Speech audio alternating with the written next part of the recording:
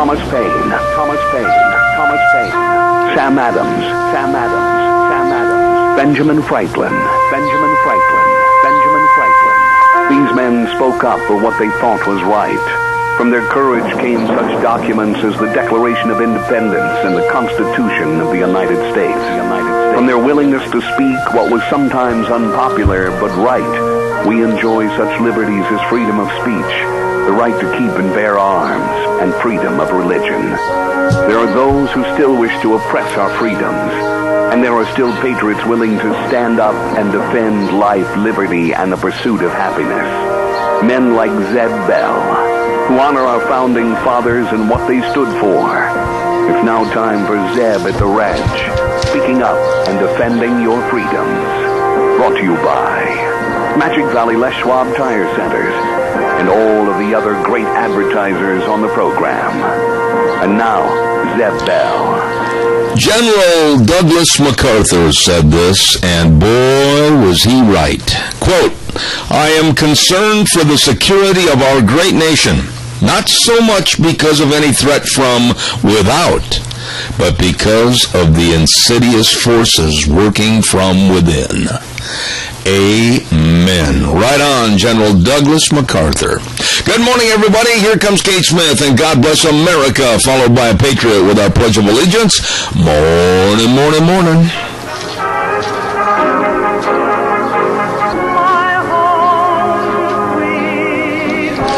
All right, thank you very much, Kate Smith, and God bless America. Good morning. Zeb Bell here on Zeb at the Ranch, and our major sponsor, your Magic Valley Les Schwab Tire Centers, all 7 locations serving you. Along with some of our great advertisers, we thank Lee's Furniture, Floors, and More at 459 Overland in Burley, and our friends at Western Waste Services, always at your disposal. Get on the route service, get rid of your garbage, 734-6969. And now, without further ado, here she is, the lovely and... Da-da-da. What? Never mind. You know, where did I hear that? Da-da-da-la? Oh, that's on the comedy routine with Jeff, what's his last name? The ventriloquist. Jeff Duncan? Dunham. Jeff Dunham with Peanut and Walt. Yeah. And Ahmed, the dead terrorist. Yeah, and then the guy that plays superhero. The guy with the big nose and the pimply face. Yes. Yes. Da-da-da-da! Now that we've given everybody credit except what we're really going to talk about this morning. You know, that is a funny comedy act, though. I love Jeff Dunham. He always makes me laugh. And honestly, I have 2... Well, all of his characters are my favorites. I love Ahmed, the dead terrorist. I love Peanut. And Walt, he's just a cranky old fella. I love the old man. Yes, that's my favorite right there. And Peanut, how he gets the expressions out of that dummy, of course, that could be said about a lot of people in government. But it's very entertaining. It is very entertaining. And if I ever get a chance to see that man live, I'm gonna.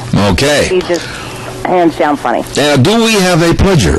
We have Rotten on for the pledge and Mr. Michael Rogers on for the pledge. Very good. Thank you. Good morning, Rotten. The pledge, please.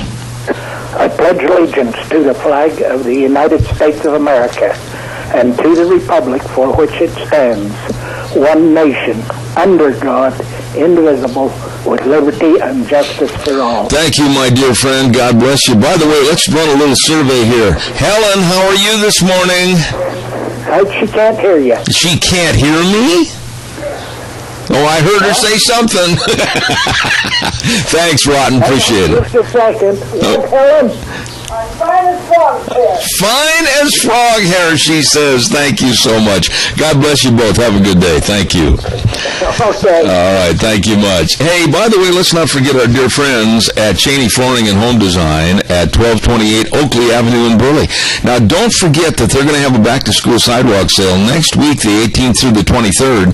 And also get in there to Cheney Flooring and Home Design to enter to win a back-to-school gift basket, including a 30-minute massage gift card for mom and school supplies. Holy Burley buckets. Get in there and schedule a free in-home design consultation, too. Oh, yeah, at 1228 Oakley Avenue in Burley. Look for their blue door. Call them, 678-6945. Cheney Flooring and Home Design. And right now, Michael Rogers weather. Got one more day of the wet stuff, and then you got a nice weekend working towards your way, but the weekend is not here yet, so you have to deal with today. Showers today, 86 for the high, 63 for the overnight low. Start to taper off Thursday. And Thursday night should be out of it, and then you'll wake up Friday morning. You should be able to see the sunrise between the Twin Towers. That's your weather. Wanted to share this with you. Zeb and I had talked about my photography one time on Zeb at the Ranch, and it took about a half an hour, and I remember thinking back and going, like, how in the world can I talk about something that you can't see? And I went, Well, one of the highlights of my trip to Alaska, one of the biggest accidents I had in photography was having one of my pictures in a major magazine. And I've done it with Idaho Magazine, but this one's a little bit bigger because this one is distributed all over the United States. And where am I going with this? If you want to see one of my photographs, stop by Barnes & Noble in Twin Falls or any major bookstore. You'll see Alaska Magazine, which is distributed all over the United States. And on page 10, you'll see my photograph of the great one, Mount McKinley, the highest peak in North America at 20,000 feet and change. Also, too, that particular photograph that you will see is the cover for the 2015 calendar of Alaska Magazine. So now, instead of me talking about my photography and you can't see it, now you got a chance to see it. Enjoy the weather. So what do you got? There you go. Congratulations, MichaelRogersWeather.com. Brought to you by this hour, Cheney Flooring and Home Design, 1228 Oakley Avenue in Burley. Look for their blue door. Caller, I'll be right there. Don't go away. I want to remind everybody, too, about Sophie's Chatterbox. Oh, yeah. 530 East Street on the Square in Rupert. They opened the doors this morning at 6 a.m. Go to 6 p.m. Monday through Friday. Saturdays and Sundays, 6 to 2. Great eating. Breakfast, lunch, and dinner. And don't forget, can they bake wedding cakes, cookie bars, homemade bread, delicious cinnamon rolls. Oh, those cinnamon rolls are fantabulous. At Sophie's Chatterbox on the Square in Rupert. Good morning, caller. You're on the air. Good morning. I think we need to give some kudos to the Fair Board last night. And why is that, Sharon? Because that storm that passed through knocked out the power for most of Burley last night and the fairgrounds. Boy, you guys must have really gotten hit with the storm. We didn't get it as bad here at all. Oh, it was the wind and lightning and the rain. It was amazingly unbelievable. Oh, my. But those guys scrambled, and they had big portable spotlights brought in so that as we left the concert last night, we could see where we were going. And then they also went over to the carnival and got generators from the carnival so the concert could go on. I mean, it was just amazing. And the people were very patient with the fact that they couldn't come in and view the things in the open class buildings. We had to close the buildings for people to walk around because that wasn't safe. Mm-hmm. And people were very patient with that and very understanding with that. You know, I'm glad to hear that kind of thing because, right here last night, we did get some wind and we did get a little rain, but evidently you really got hit a lot harder than we did west of you in Murtaugh. Yeah, I guess so. I don't know how much rain we really and truly got, but oh my goodness, it was pretty scary there for a while. Well, what happened? Tell us real quick, Sharon, because I'm at a lack of a lot of time this morning. But did it start at the beginning of the concert, or what time did it shut everything off? What happened? It hit about 6:30. Oh, did it? Oh yeah, it hit and hit hard when it did. And it poured. The power went out. The power went out about 6:30 because I was entering judges' results for Milton class, and it was pretty amazing. So kudos to the Cassia County Fair Board for having everything organized in a state of emergency. It truly and truly was because we had people all over the fairgrounds, all the food booths, all the people inside the buildings. And, they had to light it so that it would be safe for people to maneuver, get in and out and around and through. And, they did great. And what about I'm worried about one thing. How are the maple bars? I think they sold out what they had cooked. Okay. That everybody had to shut down their grills because there was no power to power anymore. Absolutely. Well, that would be my number one concern. God save the maple bars. Oh, I know, huh? And right now, as far as I know, I don't know if they've got power over there yet. Oh, wow.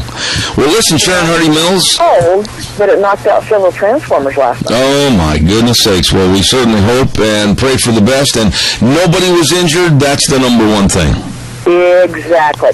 So now everybody can watch the parade and then go over to the fairgrounds. By then, everything should be up and running. All right, Sharon, appreciate your calling in this morning. Thank you. Thank you. All right, have a great day. Boy, I tell you what, I noticed it really got dark over that way last night. And like I said, Deanne and I came in the house, and we didn't get that kind of rain, and we didn't get that kind of a wind, but oh my, there's the report right there from Sharon Hardy Mills. Fairgrounds got hit pretty hard. Everybody's okay. That's the main thing. Hey, Ramsey Heating and Electric at 2600 Overland Avenue in Burley, 678-0459, the number to call. Air filters for your conditioners, clean. Got them? Checkmate. There you go. All the cord ends for the equipment you need. Yep, check it off. Rubber cords, miles and miles of it. Fuses, and all your lights. Everything you need electrical. Check. Right there at Ramsey Heating and Electric, 2600 Overland Avenue in Burley, where they provide warm winters and cool summers. And don't forget, hats off to Farmer, and Patriots Day is coming up on September 11th. Don't miss that. I want to also remind everybody about Valley White Home and Ranch. They've got everything over there for you. When I say everything, I mean just take the time to walk in the front of the store, stop right there at the beginning of the store, and turn your head to the left, turn your head to the right, look down the center. I mean, everything you could possibly want is there. All your health supplies, all your equipment for your animals and your 4-H'ers, all your feed needs, all your human needs of your clothes and your boots, and they've even got a snack bar over there. Holy buckets, it's all there with Steve and Mandy and the rest of the crew at Valley White Home and Ranch, 910 South Oneida in Rupert. You stop in there and see those good folks today. All right, calls are welcome, 436-2244, 1-866-927-4587. I have got two stories this morning that I want to run back to back, and I am absolutely incensed. I am absolutely mad to the nth degree over the second story this morning, and I think you will be too. And attention, all United States Navy veterans, I need your help, all right? Stay tuned. Now, this is ridiculous what's going on in this country, and it's being force-fed to us, and it's called political correctness. Now, today we are supposed to be aware and cognizant not to offend anyone. Oh, wait a minute. That's not exactly true. We are to be aware and cognizant not to offend certain groups, i.e. the Muslims and others. But it's okay to denigrate Christians, and we're going to get into that part of it in just a moment. But we can't say what we mean anymore, and I'll give you an example. If you'll listen at tonight at, let's say 5 o'clock, and listen through the news block on most all the news media, ABC, CBS, NBC, whatever, you will see what I'm talking about. And I don't often agree with Bill O'Reilly, but I do in this case. The other night he brought up the fact that most networks are stopping the usage of the word terrorists, and they're replacing it with militants, jihadists, or extremists, but they're not calling these bloody killers what they are, and that's terrorists. They're not saying the word anymore, or very, very few. And they are also not saying Muslims.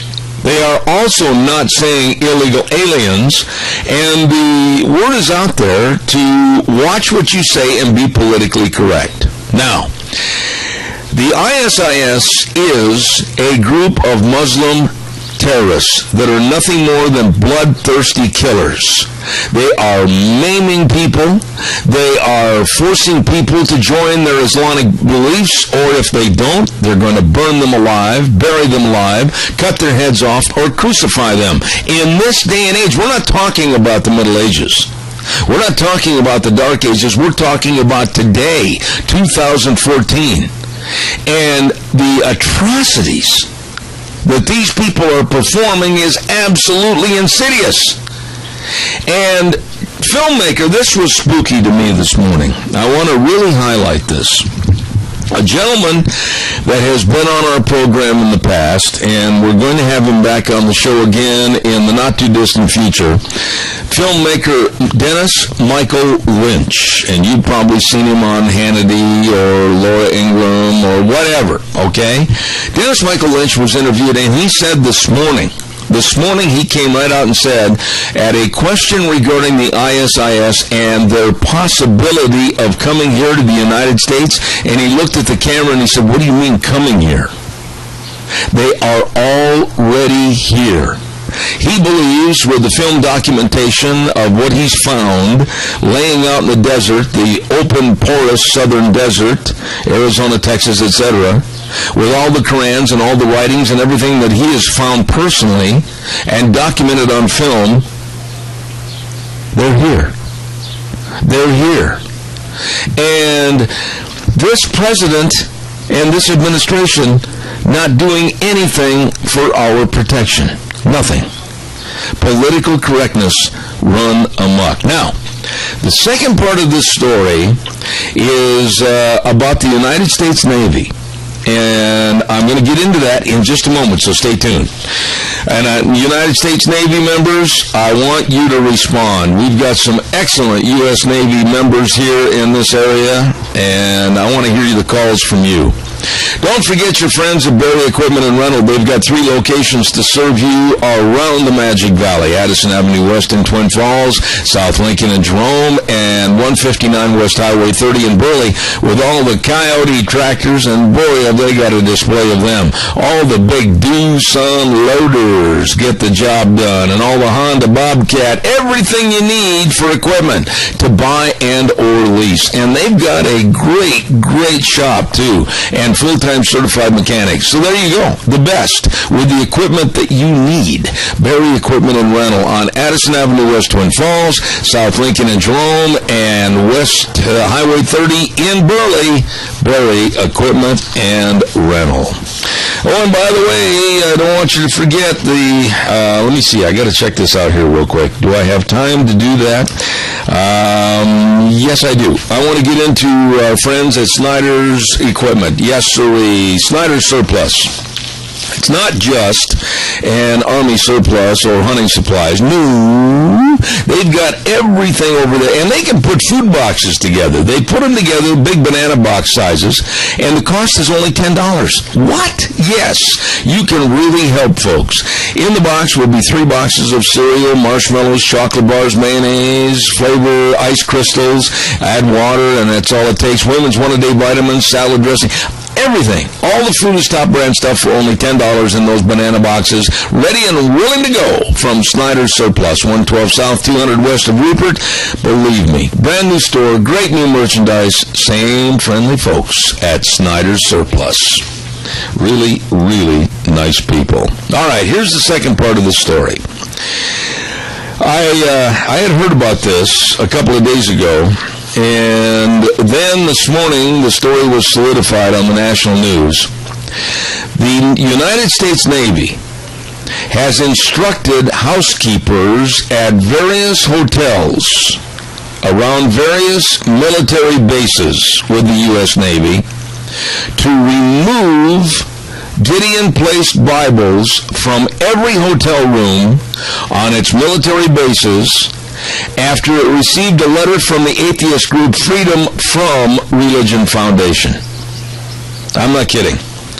Now, Rear Admiral Robert Bianchi said that we were told today, this dates back to June 23rd of this summer, that due to a new policy that the United States Navy is going to demand that the Bibles be removed from the hotel rooms that are on or near the base and used by the U.S. Navy.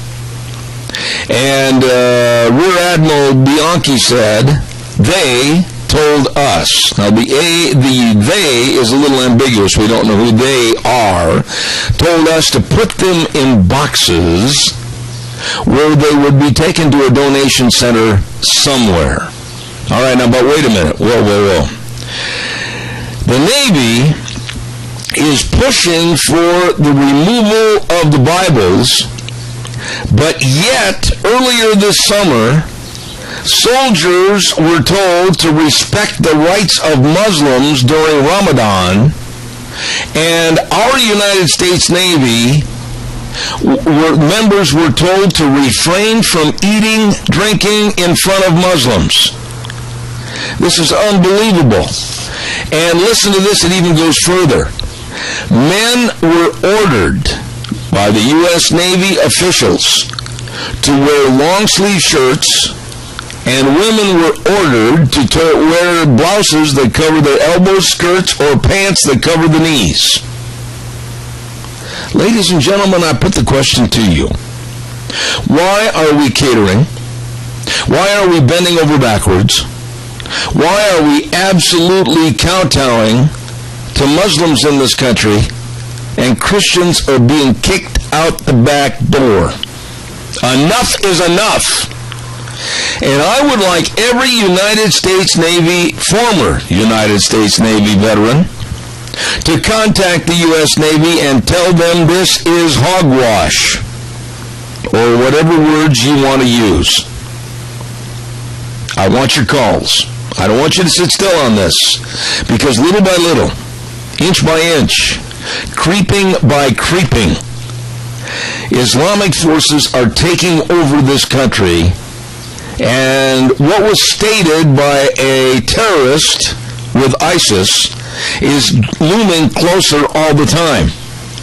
The possibility of having an Islamic flag over our White House. Don't scoff at this.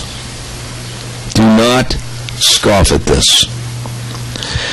Calls are welcome, 436-2244, 1-866-927-4587. Real fast, we want to give acknowledgement to some of the great businesses that are helping support the Cassia County Fair and Pro Rodeo, and they are Kelly's Bearings at 1407 East Main Street in Burley, 678-9398. Oh, by the way, you'll know where you are when you get your bearings at Kelly's. I love that. They keep everything on hand so you don't have to drive all over. It's right there at Kelly's Bearings in Burley, 678-9398. Along with K&R Rental, 256A South, 600 West Hayburn. Number to call, and remember, 678-3122. From air compressors, pivots, tractors for landscaping, lawn and garden equipment, they got it all for you right there. K&R Rental serving you, so give them a call, 678-3122. And last but not least, Magic Valley Irrigation, 44 East, 500 South of Burley, 678-3101. Magic Valley Irrigation offering irrigation system service and repair to Burley, and they manufacture wheel lines and elbows. Call them, 678-3101. Real quick, before I start taking your phone calls, here's the Capital Press Ag Minute. Today's Ag Minute brought to you by the Capital Press, the West Ag Weekly. The University of Idaho, Washington State University's School of Food Science, and Seoul National University's Department of Food and Animal Technology recently signed a Memorandum of Understanding to create a Center for Applied Food Safety and Processing. According to the universities, the center will address global food safety and processing issues and help ensure a safe and wholesome worldwide food supply through research and training. The center is the first of its kind and is focused on providing technical support for trade in food science, intended to use science to address problems faced by Northwest and Korean producers and processors. Washington, Idaho, and South Korea are major agricultural trade partners. This is Hannah Brose. For more agriculture news and information, turn to the West Ag Weekly, the Capital Press, and CapitalPress.com. Boy, I could barely hear the Capital Press this morning, but caller, we're coming right your way. Stand by. Don't forget, we are at Wednesday at the Cassia County Fair and Rodeo, and this morning the big rodeo parade, 10:30 a.m. Don't miss it. Fair and Rodeo Parade, 10:30 this morning in Burley, and this afternoon the carnival, and then don't forget all the entertainment at the Free Stage Gazebo and tonight, the Team Ranch starting at 7 o'clock. All kinds of fun at your Cassia County Fair and Rodeo. Good morning, caller. You're on the air. Good morning, Zeb. Who do we find out who is the instigator of this atrocity? Well, the instigator is a group called the Freedom from Religion Foundation. They must have the United States Navy shaking in their boots for fear of a lawsuit. They're an atheist group. But I want to remind you that this same group tried to do the same thing with the United States Air Force. But after the public outcry, the Air Force put its tail between its legs and said, nope, the Bibles stay, and they reversed their decision. And this is what has to happen right now. We need to call the United States Navy. We need to let people know in the U.S. Navy to start acting like a branch of our military that is to be feared, instead of acting like a cowering little mouse in the corner, and fight back from the Freedom from Religion Foundation making demands to get rid of the Bible. As a matter of fact, Keith, here's what I'm going to do. After this program is over, I'm going to get a hold of the Gideons group here locally, and I'm going to ask that we demand that they go back and stick those Bibles back in those hotel rooms. Good deal. I just... Are they... Right now, they're talking about when you're on duty, right? But when you're off duty, are they going to say you have to wear long sleeve shirts and that women have to do this and that and the other? This is unbelievable that they would make freedom away. Yeah, they're making dictates to protect and honor Muslims, and at the same time they're telling us, a Christian nation, to go hide on the back porch and don't say or do anything. I would absolutely, if it was my free time and somebody ordered me to wear long sleeve shirts, or the women were told to wear blouses that cover their elbows, skirts, or pants that cover the knees, I would look them in the eye and say, absolutely not. I am dressed appropriately, and I will not be told what to do. Well, in the military, if it is the uniform of the day, that's what you will wear. I understand that, but I think they're also making infringements on their personal time. Yeah, but if in the military, you have the uniform of the day, and if you don't abide by that, there's consequences. But Keith, this goes deeper. Time is something else. This goes deeper than that, though, Keith. There's questions I've got. Now, number one, who owns these hotels? Are they privately owned and they're near Navy bases? I want to know, because if they are privately owned, the Navy has no right to tell the management they can't have the Gideon Bibles in the rooms. A lot of hotels that I've stayed in over the years, mainly in the West here, have been run by Indians, from India, right, or Arabs, and so these are not the chain hotels. I think these are just hotels. Well, no, wait a minute. I've got to jump in. I've got to jump in and correct you on that. I have stayed in many, many towns.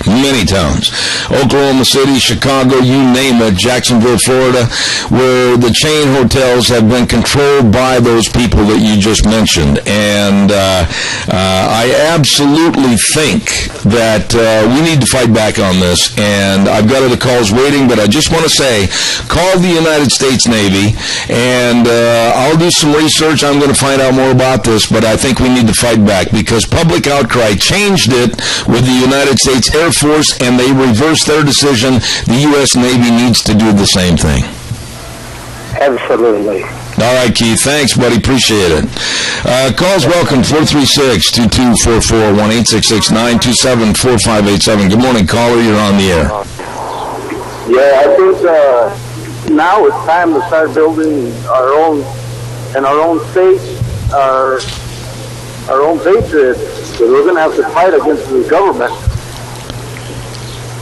Well, what are your thoughts primarily about the story that we're talking about the United States Navy acting like a cowering little wimp to the Freedom from Religion Foundation and telling them that they have to take the Bibles out of the hotel rooms, but at the same time, our military is issuing dictates to our men and women in the service that they have to honor Muslims and Ramadan. I find that disgusting, I find it appalling, and I find it absolutely ridiculous.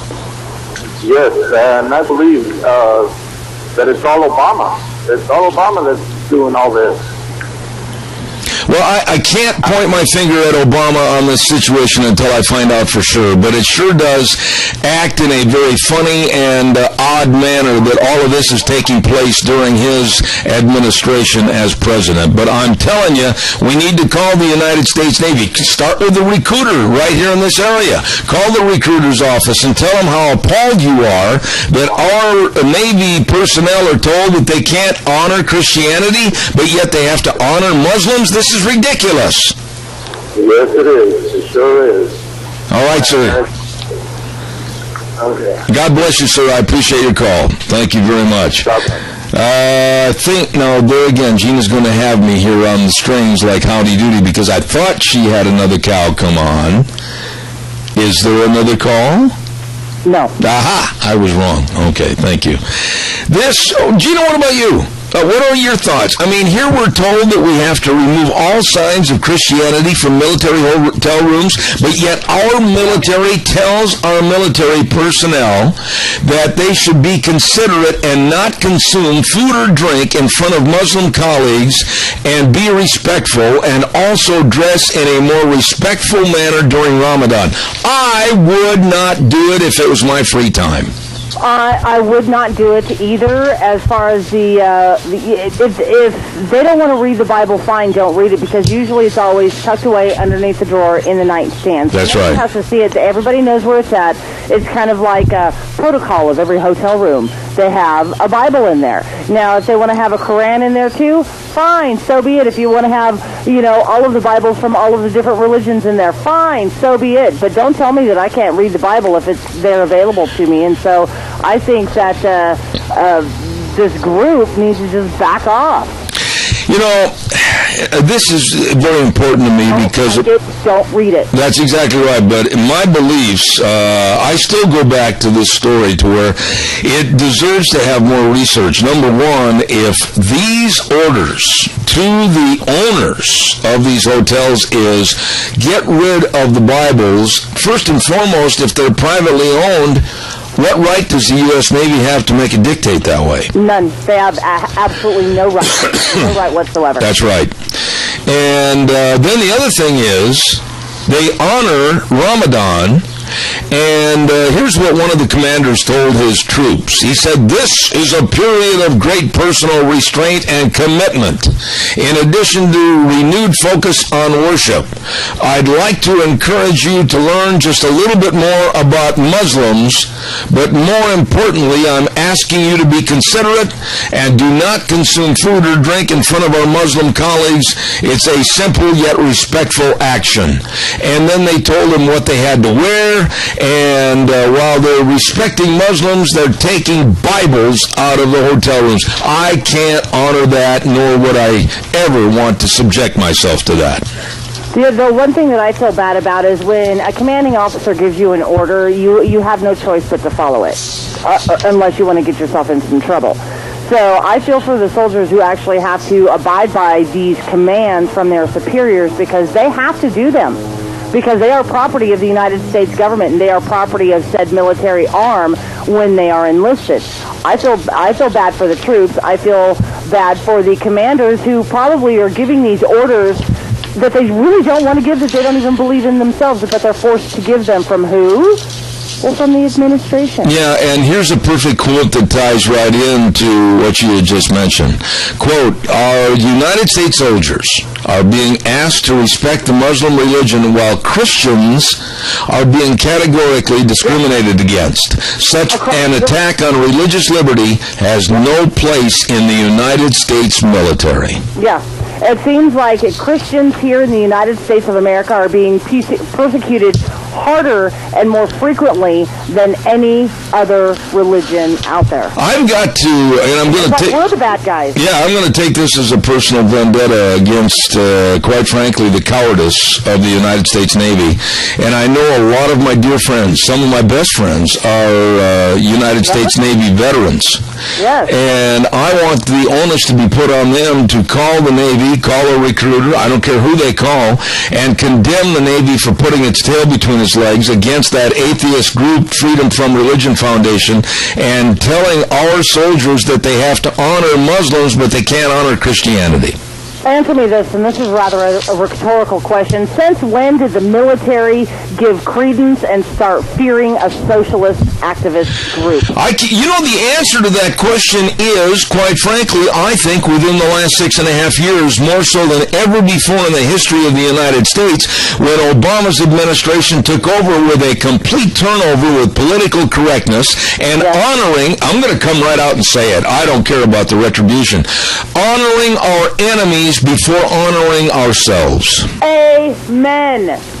He's so concerned. Our administration is so concerned about being politically correct and taking care of everybody else except for its own, and that's got to stop. I am livid about this, and I'm surprised the phone lines aren't lit up in their entirety, because, folks, little by little we're being told that we can't be Christian, that we have to honor other beliefs, and it goes back to this, Gina. When you have a cowardly terrorist that hides behind two AK-47s with a masked scarf over his face, looking at a camera video and saying that death to all the infidels, and sooner than later there will be a flag of Islam over our White House in Washington, D.C., that just makes my blood boil to the point where we're catering to these people, and it's time that we started fighting back.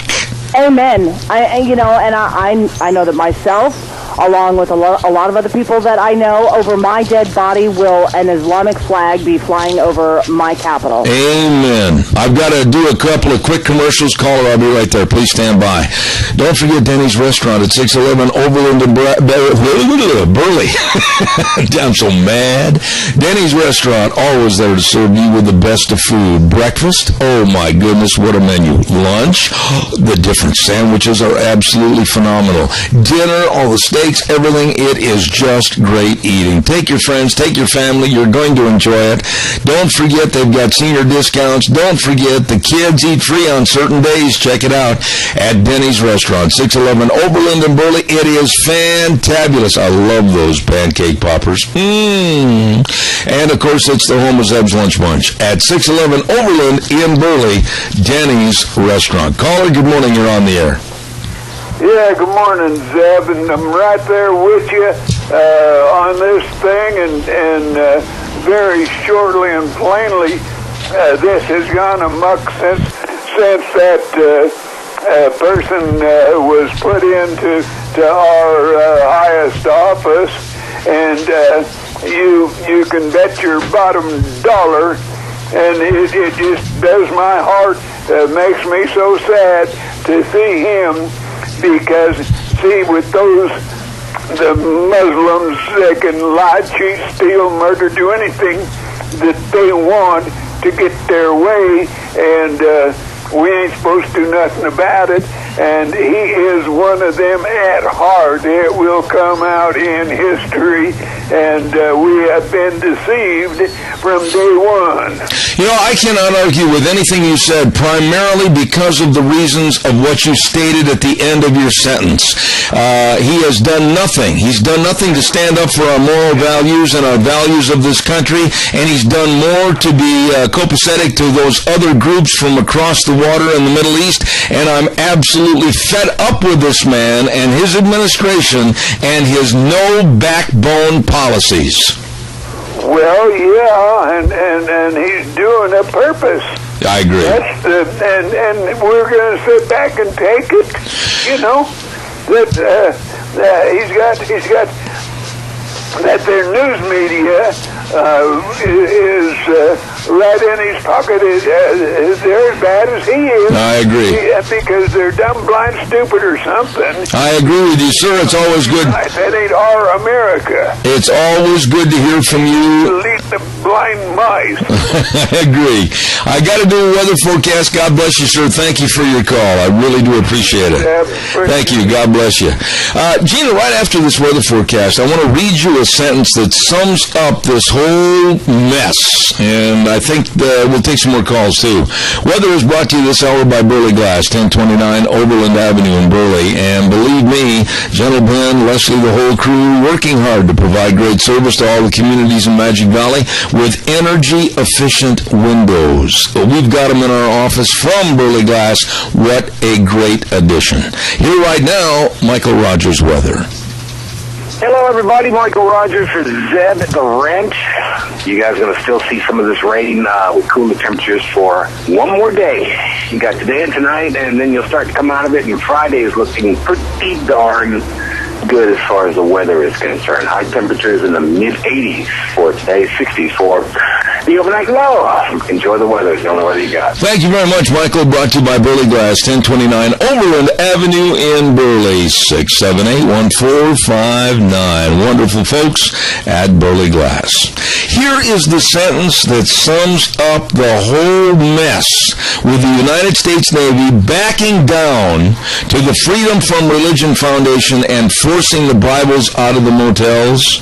Here's the sentence. It says, quote, from a Tim Wildman. He says, where is the priority here? In a country founded on religious freedom, we take Bibles out of hotel rooms, but support an Islamic observance. This is the truest definition of a double standard. Amen. Amen. I am not going to disagree with that statement. Very well stated. You know, I'm just trying to figure out how and when and how much I can be a fly in the milk against this United States Navy decision and against the Freedom from Religion Foundation. And so, honestly, I'm going to devote a lot of time and effort to figure out how I can be really a pain in the you-know-what to these people to let them know that they're absolutely wrong on their dictates. You let me know how you're going to do this, and I will support it. Well, I appreciate that, Gina, because I'm telling you, and I am surprised, I know a lot of United States Navy veterans. And I haven't heard, I don't think, from anybody from the U.S. Navy this morning. And it bothers me a little bit. I am not picking on the United States Navy. God bless our veterans and the U.S. Navy. Or, in the first case where this happened, our United States Air Force. But the Air Force saw the error in its ways, and the public outcry was so strong, they reversed their decision, backed up, shut up, and put the Bibles back in the rooms. And you would think that the United States Navy would have looked at that because that kind of set precedence in the tone, so they would have, you figured, follow suit. However, that's an assumption on my part. But I think that as, you know, American taxpayers, we're the ones that's actually footing the bill for the Navy, the Air Force, the Army, the Coast Guard, and so on and so forth.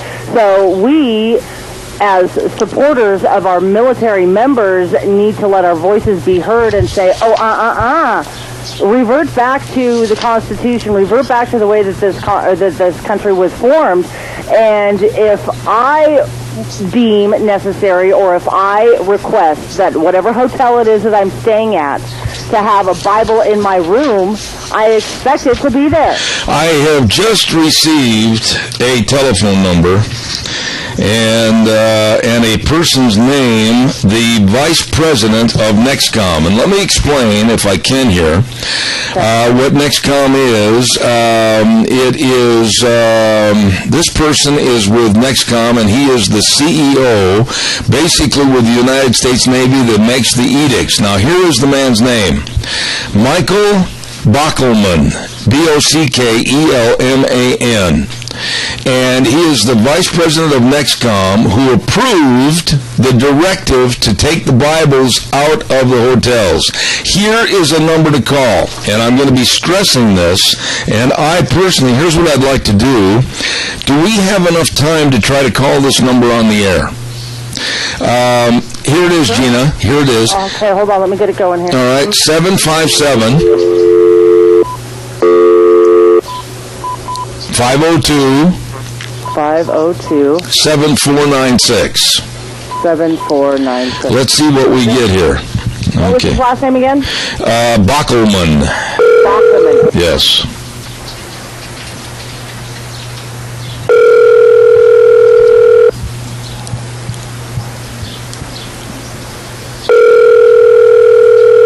Interesting. Mike Bockelman. Mike Bockelman, Zeb Bell calling from my radio program in southern Idaho in regards to a dictate to remove Bibles from hotels around U.S. Navy military bases. I want you to call me back so I can ask you on my program why this directive was approved by you and why we are catering to the Muslims and hurting Christians. Call me back, and the number is area code 208-436-2244. Call me, sir. Thank you, Gina. You are welcome, and we've got another phone call. All right, caller, I'll be right there. Don't go away.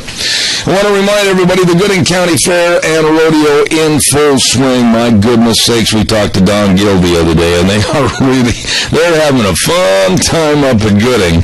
I have never seen so much enthusiasm for a county fair and a pro rodeo as they've got over at Gooding. My goodness sakes. And today they've got all kinds of fun things going on. Street dance tonight at 9 p.m., all the judging of the rabbits, and they got a big parade also tonight at 7 p.m. right there in the good town of Gooding. And then Thursday, Friday, and Saturday, the rodeo, and it's a wild harem-scarum affair. You better believe it's going to be great. All the fun you and your whole family can have over at the Gooding County Fair and Rodeo for 2014. Good morning, caller. You're on the air. They hung up. Oh, really? Well, give me a little patience. I've got to pay the bills. Well, anyway, we left our message for Michael Bockelman, and I think he understands where we are coming from. But I wished others would call. I'm going to give that number again. And you can call with your displeasure against this edict. It is 757-502 7496. Once again, 757-502-7496. Michael Bockelman, Vice President of NEXCOM. He is the one that approved this directive against our Bibles and basically in favor of the Muslims. Unbelievable. Calls are welcome, 436-2244. Folks, do you see it? Do you see it? We're giving away all the values in this country to the bad people. To bad people. Whether they are terrorists, whether they are illegal aliens coming across our borders and basically demanding that they take over. Did you see, Gina, you got to hear about this. Did you see the video of what happened? I think it was down in Nogales, Arizona. I believe it was in Nogales. I'll stand corrected. But a policeman picks up an illegal alien, okay, that didn't belong here. He had been arrested a couple other times. And while he's waiting in the car, this illegal alien, he calls some kind of an office headquarters for pro-illegal aliens coming into this country. They immediately jumped in cars and vans and buses, went to that location, staged a protest against the police, and the policeman's life was in danger. Unbelievable. Caller, good morning. You're on the air.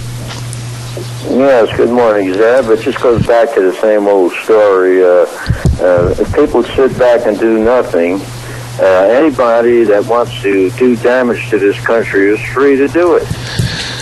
And that's the bottom line as far as I can see. Nobody's ganging up on anything. They're not getting together anywhere.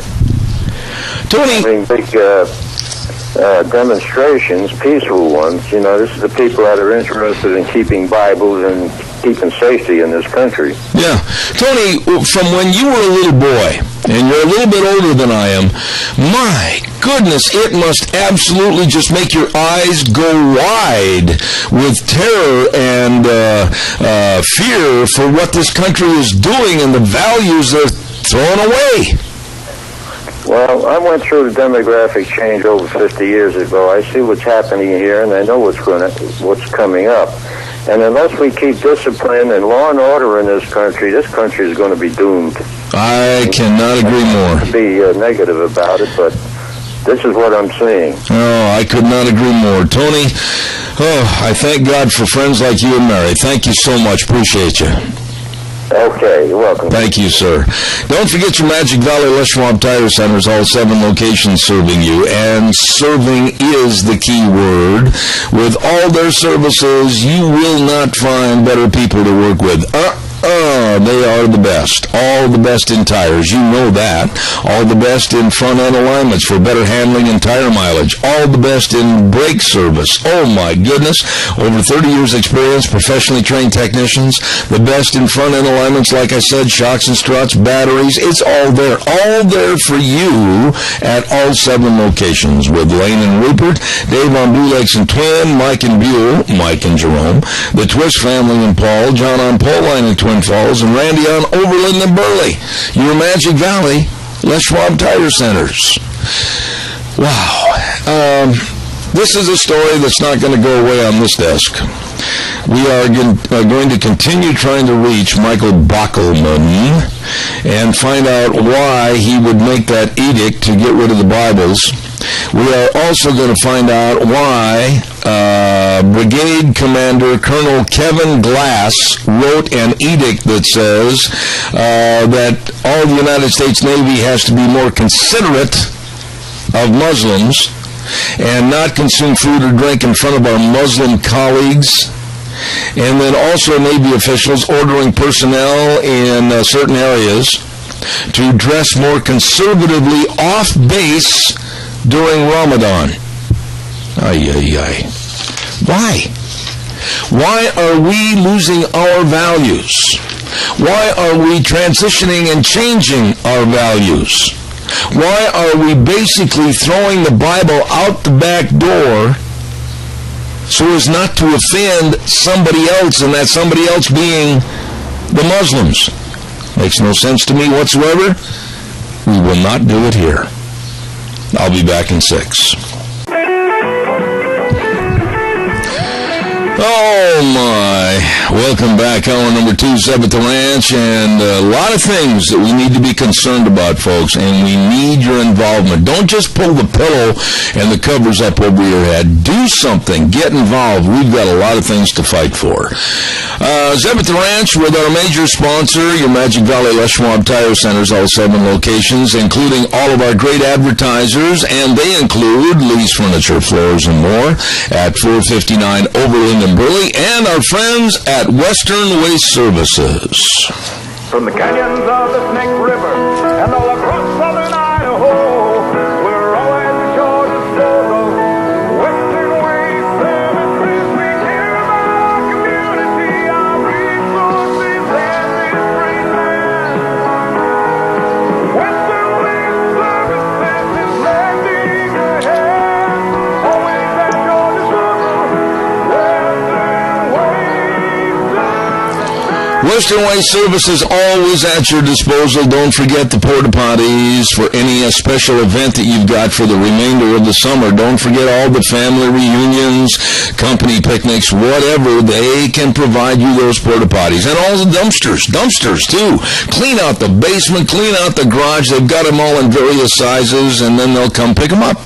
You better believe it. They are phenomenal. 734-6969, always at your disposal. Western Waste Services. And by the way, to another business that I want to talk about, because they are so kind, so gentle, and absolutely so helpful, and that's Hanson Mortuary, 710 6th Street in Rupert, with Joel Heward, the owner-manager. And they travel to rural towns and churches to visit with you and help you. They are there when you need them, And all you have to do is call 436-5636. Hanson Mortuary, 710 6th Street in Rupert. As I've said many, many times, upholding the highest ethical standards with unquestioned integrity of serving you and your family. Hanson Mortuary in Rupert. Oh my, it is a busy, busy time, and right now we're going to go to the phone lines, and it's time to visit with a very, very dear friend of mine from Colorado. Good morning, Doug Johnson. How are you? I'm good, Zeb. How are you this morning? Doug, I'm so frustrated and I'm so furious over the absolutely spineless and weak-kneed approach that the United States Navy has come out and buckled under to a group called the Freedom from Religion Foundation. And as of June 23rd this summer, they have a new policy which they are making dictates to remove all the Bibles from any and all hotels that are near or on United States naval bases. Now, let me go one step further on this. The Air Force tried this 2 years ago in 2012, but the public outcry was so great they reversed the policy and backed up and shut up and didn't do it. We need to do the same with the United States Navy. Well, it's tragic when these things happen. I'm not really surprised at all. The Justice Department supports it. They see it as a violation of the Constitution, which I don't agree with because they talk about church and state in a way that is not really correct. But it doesn't surprise me a lot. You know, we live in a secular society. We are not a Christian nation. Most of our people in our nation aren't Christian. So I guess I'm not surprised, and maybe I sound a little apathetic, Zeb. I don't mean to, but I guess my attitude is, yes, we should object to these things, but we're really just treating symptoms. We're not going for the cause of the problem. Yeah, but wait a minute, Doug. You're a dear friend, and I don't like that attitude. I want more of a in-your-face attitude, because little by little, our rights as Christians are being taken away, and we're catering to, at the same time, Muslims, Ramadan, and being told what they can wear, what they can't wear on base, what they can eat, what they can't eat in the presence of other Muslims. No, I think we should be in your face over about this situation to the United States Navy and force and coerce them to reverse this situation like we did with the U.S. Air Force 2 years ago. Well, like I say, I think putting the pressure on is fine, but I think it's treating a symptom. It's not going to have any long-term effect, because the decline of our nation is really the issue, and the decline of our nation is not because of this. The decline of our nation is because of the morality of our people and the failure of the American people in their personal lives, which then translates to their failure to hold their government accountable and the right kind of people in leadership. You know, one question we should be asking, for example, just looking at our leadership, is why isn't there instantly this happens? Why isn't there instantly a reaction by our leadership? And I'm not just talking about the president. I'm talking about everybody in elected office. Why aren't they immediately outraged and demanding a change and demanding answers from the military as to why they're doing this? But we don't see that happening. They bow to the pressures of the politically correct, and they do that because we have put people in office who are weak, who do not have character, and it's pretty hard to put people in with character when most Americans don't have character. No, I can't argue that statement at all, but you know, you have to, Doug. You have to draw a line in the sand. I am not the kind of a person that's going to sit there and say I'm going to keep backing up.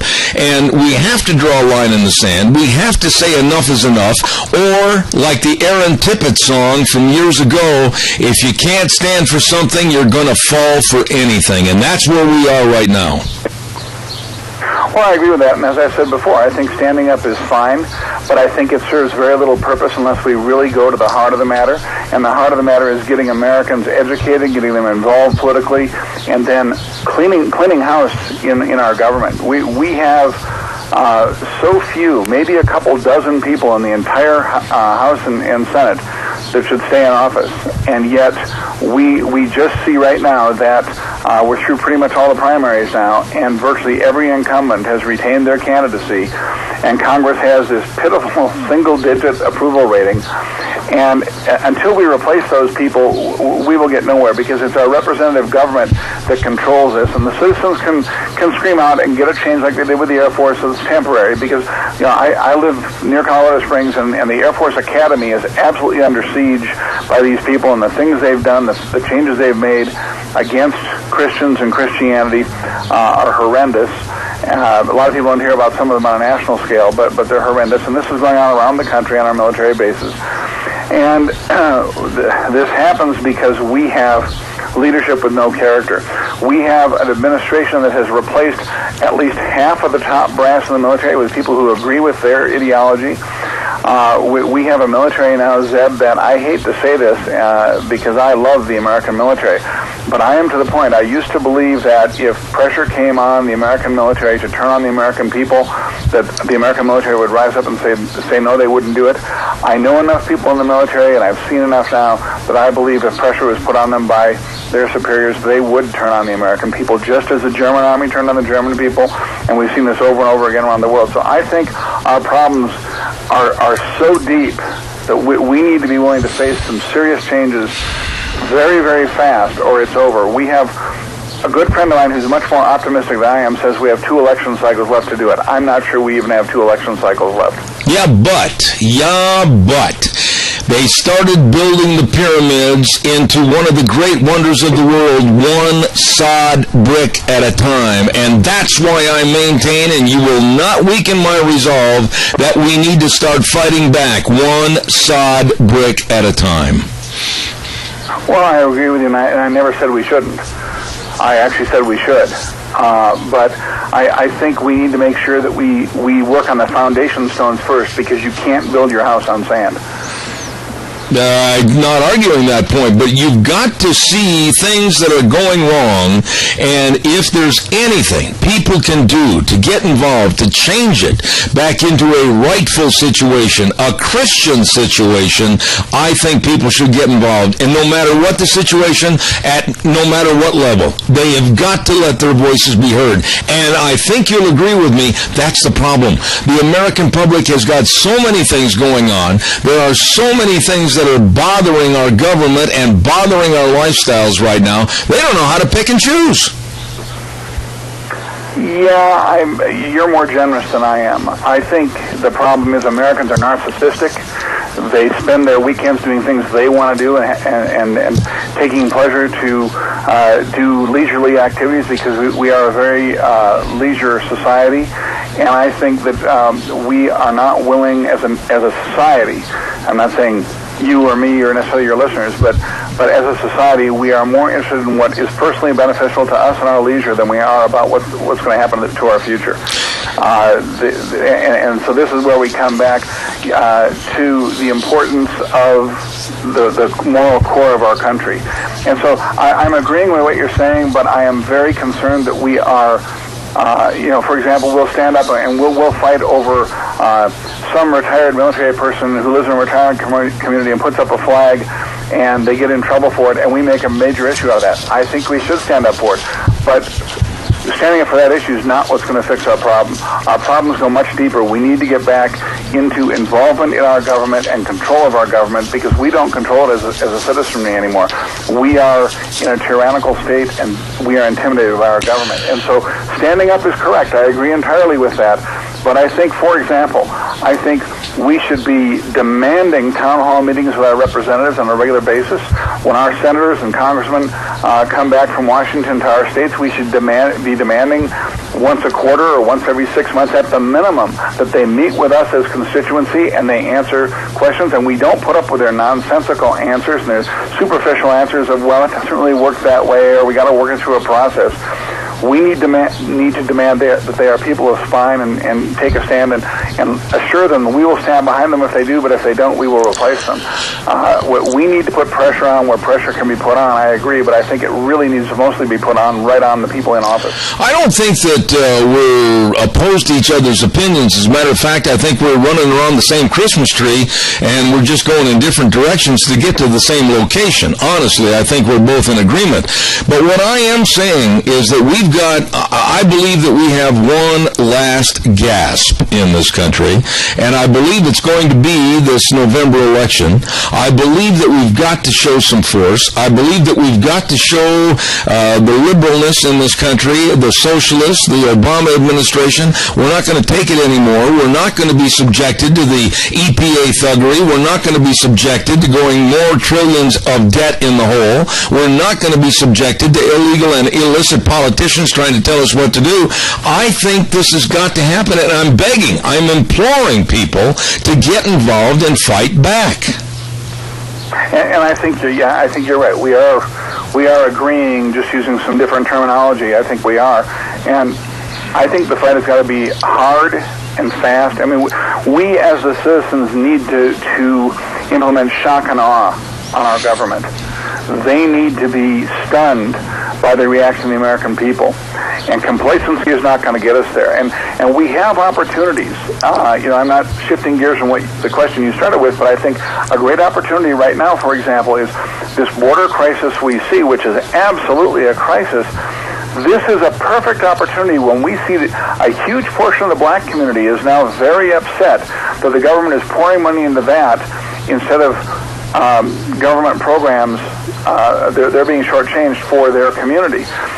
This is an opportunity for those people to be shown the fallacy of the liberal left and win them back over to the right, which by their own history, and they don't even realize it, most of them, their own history, they traditionally are people who were Republicans and who were on the right, and in action, they're very conservative.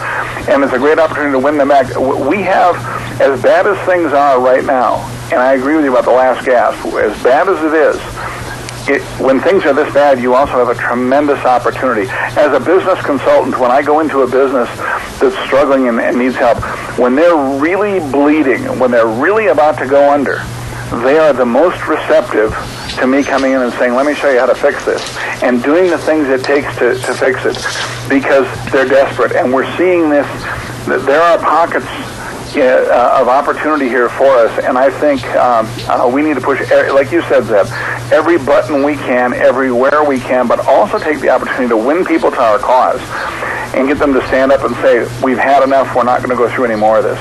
You know, Doug, a classic example of what we're talking about. I saw a video this morning. I don't know if you had a chance to catch it yet on the news. You need to see it. You really do need to see this. About a traffic stop, and I believe, don't hold me to this, it was either in Douglas, Arizona or Nogales. I'm not exactly sure of the location.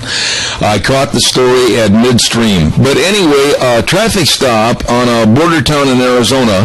The law enforcement officer found out that the driver of the vehicle was an illegal alien, had not any right being here.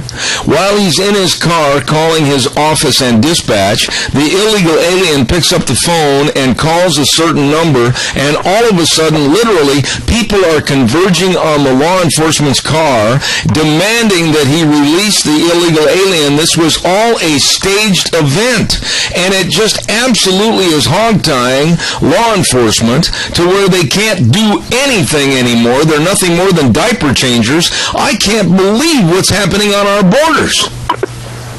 Well, absolutely. In fact, we have reports that from some Border Patrol agents that they have been threatened not just with being in trouble or losing their jobs, but with criminal prosecution if they don't let these people flow into the country.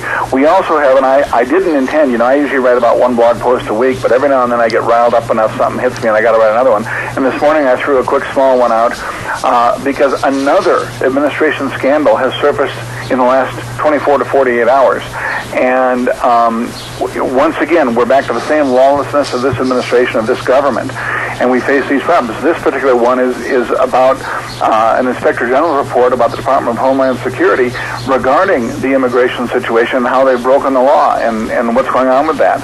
And so we see this constantly happening, and those who are in law enforcement, be it Border Patrol or police officers or whatever, are really, they're not just on the cutting edge, their back is against the wall because those above them in government are against them no matter what they do. And so they've really got a tough time, and they're in a very dangerous situation. My heart goes out to them. I can't imagine working in a job like that these days, Zeb. It's got to be terrible for these poor people. Doug, I've known you now, and you've been on this program off and on for, almost 2 years.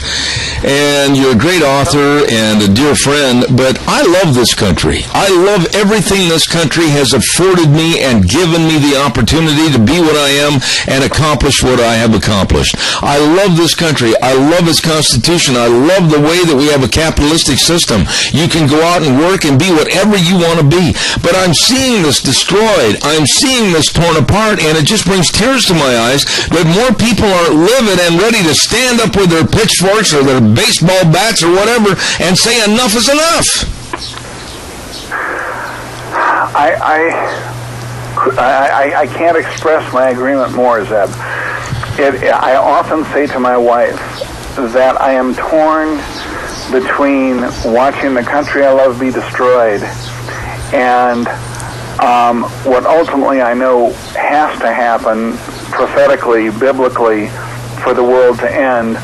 I just never really thought I would see what's happening happen, and it's really, really hard to watch. Yeah, and I'm glad you brought that into it. You know, I am not one of these guys that's going to just roll over and walk away because of criticism or because of somebody pointing a finger at me or the liberal left saying, we're going to get you. Well, my instinct is to always turn around and say, have at it, baby, here I come.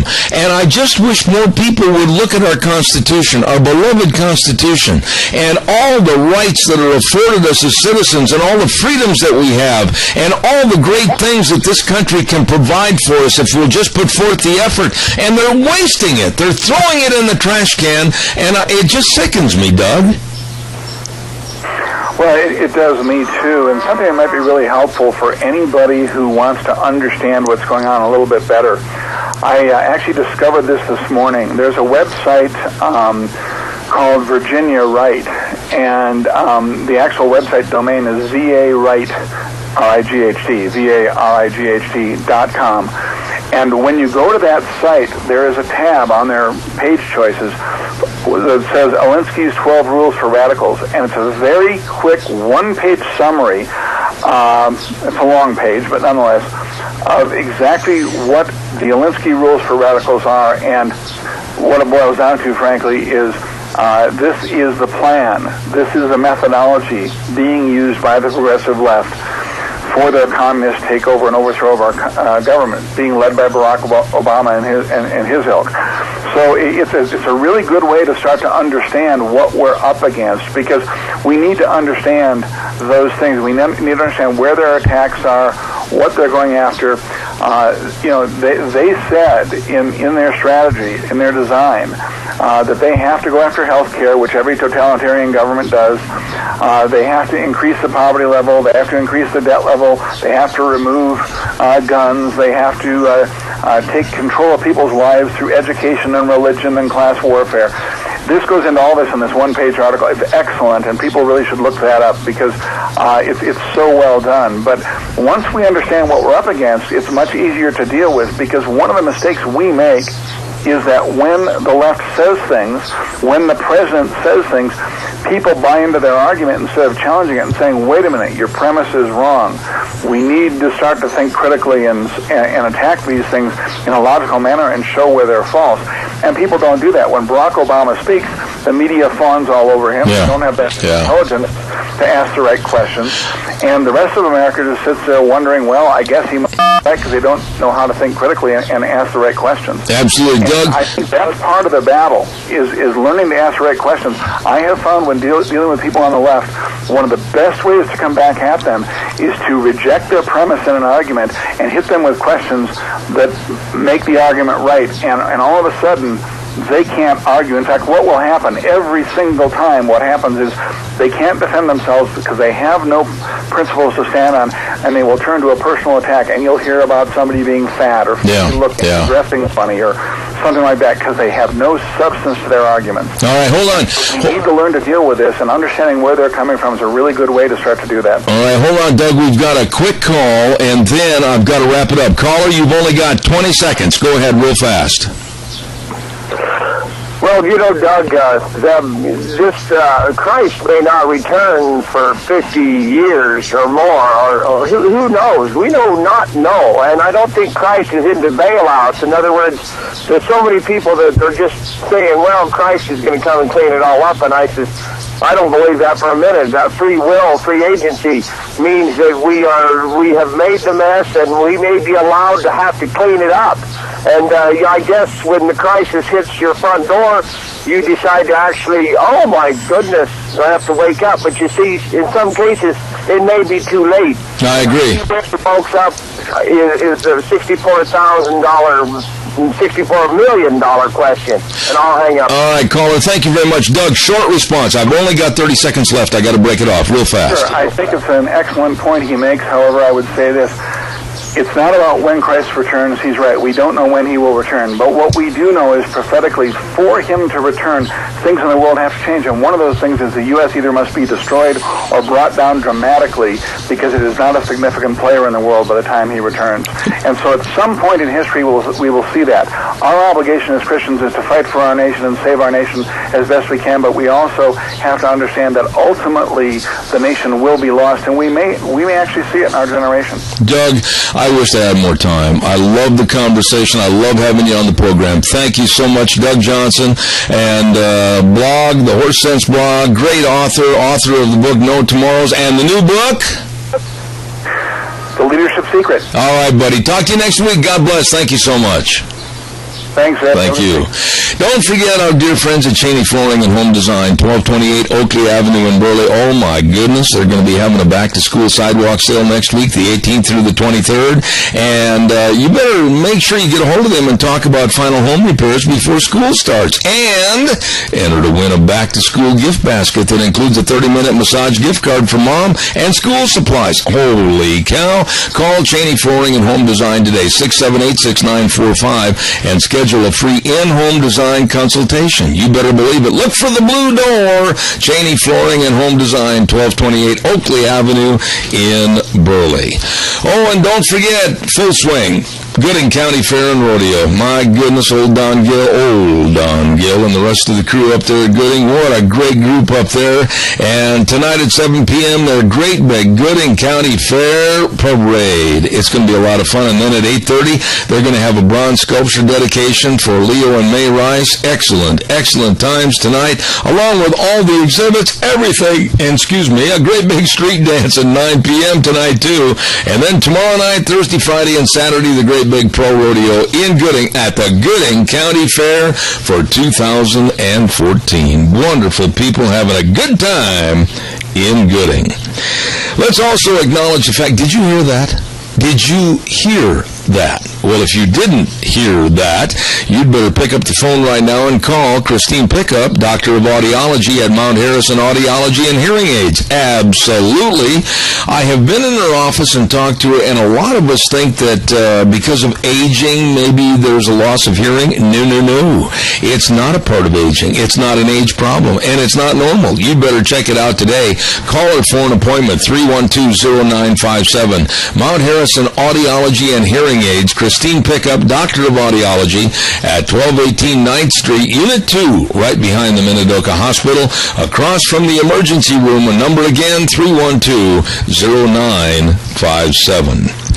And I also want to remind everybody, too, about our friends at Lee's Furniture, Floors, and More. Hold on, caller, I'm a-coming. Just run a little bit late this morning. I want to remind everybody, they've got all your furniture. Now, if you're looking to really upgrade your furniture and upgrade your comfort, look no further than Lee's Furniture, Floors, and More at 459 Overland in Burley. They've got all the Flex Steel furniture. They've got all your recliners. As a matter of fact, I think they've got the biggest section, or selection, I should say, of recliners anywhere around. You got to get in there and try one on, I'll tell you. They are comfortable. All the carpet, all the flooring needs, everything right there at Lee's Furniture, Floors, and More. They're waiting for you. Stop in today at 459 Overland in Burley. Let's go to the phone line right now, and normally I'm always announcing this young lady's entrance into an arena as a barrel racer, but this morning we're going to talk about carrying cowboys and a great big world-class calf roping. Good morning, Timmy Likely. How are you? Good morning, Zeb. I'm great, thank you. Nice to have you on the program. And how does it feel to be in the hot seat on the phone instead of in the saddle running a cloverleaf? Well, let me tell you, I am a lot more comfortable in the saddle than I am right here. Oh, well, you're going to do a great job, I know. Now, Timmy, tell us a little bit about Carrying Cowboys. What is this event and what's going to take place?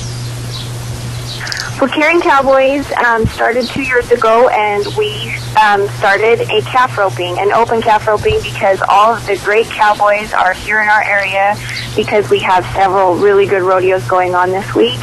And so we decided to go ahead and have an open calf roping for those guys, but to make it a charity event along with it. And so we started that 2 years ago, and we donate all of the proceeds from this event to the Beef Counts organization, which gives beef to the Idaho Food Bank.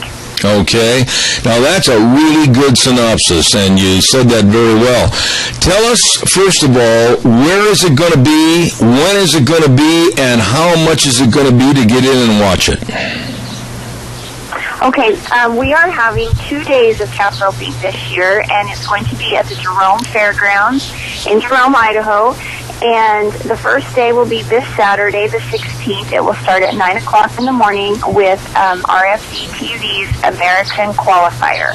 So 10 of these cowboys will get qualified to go to the semifinals in Mesquite next spring.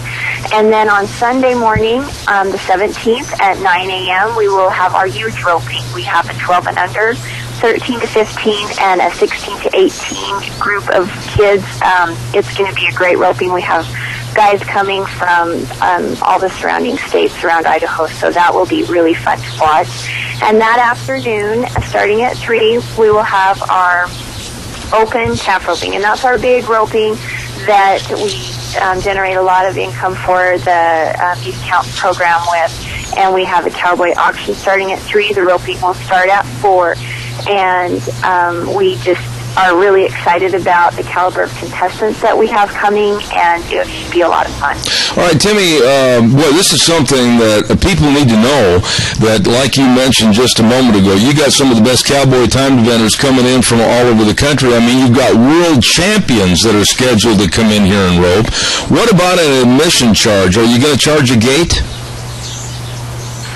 Well, at this event, the only thing we hope for is that you can either donate some money or bring some canned food in. There is no actual charge for admission.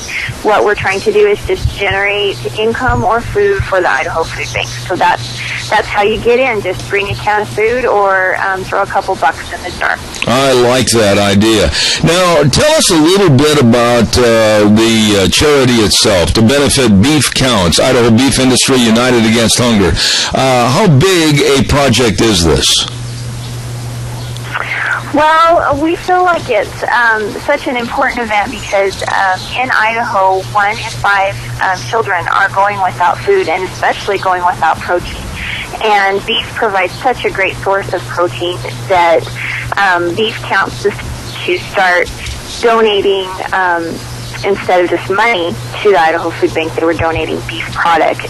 And that has been so well received at our food distributions, and it's really exciting to see people that are happy to get beef. And as a beef producer, it just does a heart good. So that's we're involved with that particular program. All right, Timmy, tell me this. You get guys like Freddie Whitfield, and you get Cody Ohl, and other big names in the world of calf roping and pro rodeo. Are they going to be running for any kind of a purse? Tell us a little bit about the money. Well, we have $8,000 added due to we have some amazing sponsors, and so we have a big purse for them to compete at, and of course they pay an entry fee, and then they are competing in 3 full rounds and then a short round, and last year to win the average, it paid over $5,000. So it's a really good stop off for them to come in and get to rope and make some extra money as they're going down the road.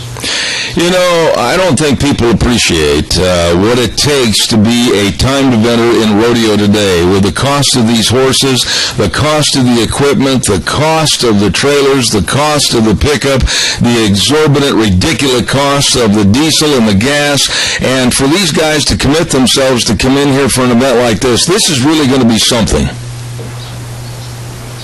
It really is. And the last years we've had just so much fun putting it on and being able to watch these guys compete. And what's even better is that so many of them step up. We have a silent auction along with this roping, and many of them have stepped up the last 2 years and donated items to be auctioned off, and it's helped to raise money for this organization. And so, even though they're out there trying to make a living doing what they're doing, they're also willing to give back. So it's a great group of guys.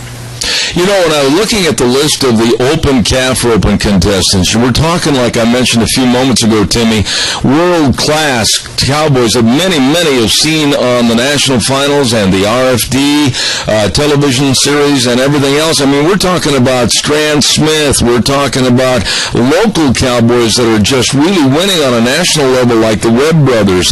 And we're talking about Cody Ohl and Freddie Whitfield and Hunter Heron. I mean, the list goes on and on. You really should give yourself a pat on the shoulder and congratulations for getting these guys to come in here. Oh, thank you.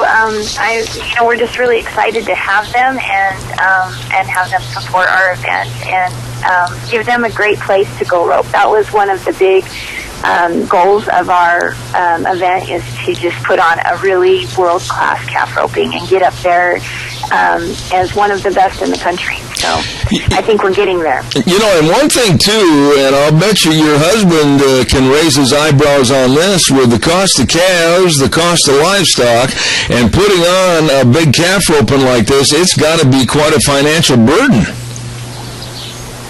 Well, we're very fortunate to have Justin Brinkerhoff out of Corinne, Utah. He brings all of our cattle, and the great thing about it is he puts together such an even pen of cattle. They're all walking fresh when they come. We do tie them before they rope them, but they're not ramping or anything, and it really is a great watching event because of that. All right. Now, you mentioned sponsors a little bit ago, so if you want to go ahead and mention those big sponsors, go right ahead, because they need all the recognition they can get. Oh, I totally agree. One of our major sponsors is Cargill. This year they've stepped up and almost doubled what they've given us in the past. Northwest Farm Credit Services is a huge sponsor. Logan Coach Trailers, Plant Foods, Tack and Stuff has been so supportive of us, and L4 Trailers has come on this year as a great sponsor also. Well, Timmy, I'll tell you what, I'm surprised knowing you that you haven't tried to finagle a barrel race in addition to the calf roping. Is that going to loom on the horizon for future years?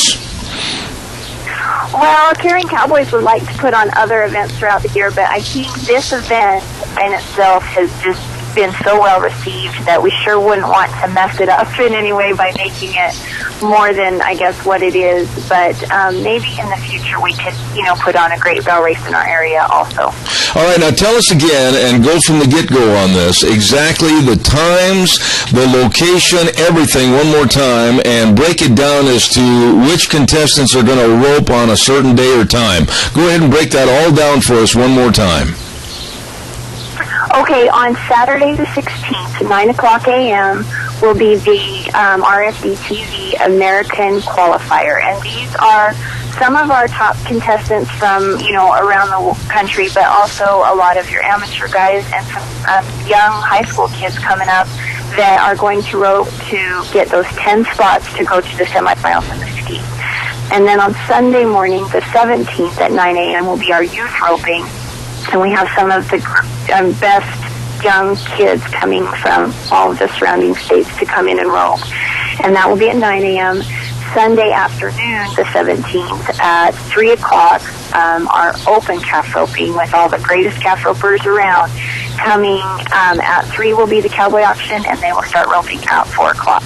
and of course, just a can of food or a couple bucks thrown in the jar to get in. It's a great deal. All right. I just absolutely salute you and everybody else connected with Caring Cowboys. Sounds like a fantastic event, and I know I'm sure trying to get over there and take a look at it this weekend. And we wish you the best and great success, and hopefully next year we'll have you back on the air promoting it again. Thank you so much, Zeb. We really appreciate all you've done. All right, thank you. Have a good weekend. We appreciate it. Ladies and gentlemen, Timmy Likely, and talking about Caring Cowboys, and this is unbelievable. For those of you that follow the rodeo business or really enjoy, like watching the NFR on television during the month of December, my goodness, this is a who's who of outstanding talent in the timed event, the calf rope. Nate Baldwin and Rob Webb, Matt Shizawa, Jake Hannum, and then we're talking about Tyson Durfee and Cody Ohl and Fred Whitfield and Shane Hanchy and Ryan Jarrett, Hunter Heron, Blair Burke from Oklahoma. I mean, all of the biggest names in calf roping, all of them are going to be there this weekend at the Jerome County Fairgrounds. What an event. That is exciting. I got to pay some bills. Holy smokes. Stand by. Let's ride. Highway 24 between Rupert and Burley. My goodness, they're on their summer hours. Open Monday through Saturday, 9 to 6, and they've got all kinds of fun things going on over there. As a matter of fact, at Let's Ride, the 2015 models are now coming in. The dirt bikes, Can-Am, side-by-sides, and rebates on a lot of the 2014 models. And they've got generators, and oh, by the way, I want to always stress, they've got all the accessories in a great accessory department over there. And when you talk about service, parts and service, they've got a group of guys over there second to none. They are the best. Let's Ride, Highway 24 between Rupert and Burley. Yup, that's where the fun is sold. Really good, folks. We're going to take some phone calls and open this thing up for discussion in just a moment, and I've got some other stories I want to talk about, especially about Al Sharpton. What a pathetic little man, Al Sharpton. I mean, making his living by doing and being nothing more than a worthless, racist, bigot troublemaker, looking for and encouraging trouble between the races in this country, and standing up on a podium after he crawls up on the podium, and standing on the podium just doing nothing but stirring up racial discord. What a pathetic little man. We'll talk about him and others in just a few minutes. Right now it's time for the weather, and the weather brought to you by Sportsman's Warehouse, 1940 Bridgeview Boulevard in Twin Falls. Reese Widmeyer, the manager, and he wants everybody to know that archery season is just around the corner, and some hunts open on August 15th. That's this week. Holy buckets. You better come on in and check out all the archery equipment at Sportsman's Warehouse. Quality gear giving you the edge you need to perform well and enjoy the journey outside. You better believe it, the great indoors for those who love the great outdoors at Sportsman's Warehouse, 1940 Bridgeview Boulevard in Twin Falls. And now, Michael Rogers weather. Hello, everybody. Michael Rogers for Zeb at the Ranch. You guys are going to still see some of this rain with cooler temperatures for one more day. You got today and tonight, and then you'll start to come out of it, and Friday is looking pretty darn good as far as the weather is concerned. High temperatures in the mid-80s for today, 60s for the overnight low. Enjoy the weather. The only weather you got. Thank you, Michael. Appreciate that. Brought to everybody by Sportsman's Warehouse, 1940 Bridgeview Boulevard in Twin Falls. Reese Widmeyer, the manager. The great indoors for those who love the great outdoors. Sportsman's Warehouse. Oh, my goodness sakes, we got a lot of things we need to discuss. Calls are welcome, 436-2244, 1-866-927-4587. I was watching this mess back in Ferguson, Missouri, and the strife and the turmoil and the vindictiveness and the absolute hatred that's going on.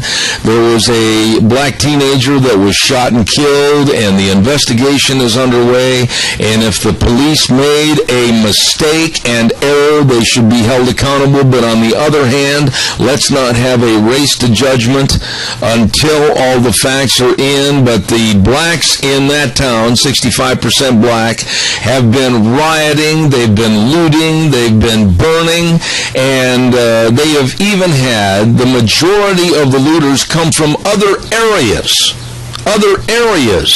to break windows and steal television. It's a disgusting, absolutely pathetic display of a lack of humanity and lack of civilization. And who is stirring the pot? Yeah, guys like Al Sharpton. I said it, I'll stand behind it. A worthless, racist, bigot, troublemaker. This little man shouldn't be allowed to climb up on a podium anywhere and stir up the strife that he does, but he's just there, stirring it up, making it worse, yelling and screaming into the microphone, stirring up the black neighborhood. Oh, we gotta loot, we gotta burn, we gotta do more. What a divisive, pathetic little man, Al Sharpton. Calls are welcome, 436-2244, 1-866-927-4587. You know, think about this and tell me if I'm wrong, but there have been shootings, there have been mistakes, errors, very costly, very sinister by policemen in various parts of the country against whites and against all races. It happens, unfortunately, but that's not to denigrate the entirety of our police forces. Let's wait till we get the entire police investigation in before we have the likes of Al Sharpton create more hazards. Caller, I'll be right with you. Stand by. Don't forget our friends at Cameron and Siemens Insurance. When you think about life insurance, health insurance, retirement planning, or employee benefits, always think about two gentlemen that are very dedicated and responsive to your needs, and they are Dean Cameron and Todd Siemens. Yes, serving you. Cameron and Siemens Insurance, Highway 24 in Rupert. The number to call, 436-4424. Good morning, caller. You're on the air. Good morning, Zeb. Yes, sir. Hey, this whole deal, you know, even if the cop shot him by accident or something like that, you got to understand, a lot of these big cities, a lot of the black neighborhoods, stuff like that, these guys are scared. I mean, they're on edge whenever they're having to deal with these people because they don't police themselves. A lot of these people, I'm not saying all of them, but I'm saying a lot of them, when you get into these and stuff like that, they're dangerous. You know, Killman, I have had a chance to be on a police ride-along in Bakersfield, California, about 6-7 years ago, and into some very scary different parts of their communities. I mean, high gang membership, a lot of shootings, a lot of destruction, a lot of crime, etc. And after riding through those neighborhoods on a police ride-along one night, I absolutely got out of the car shaken, and I'm not ashamed to admit it. I was shaken because of the fear factor that these policemen have to live with 24/7.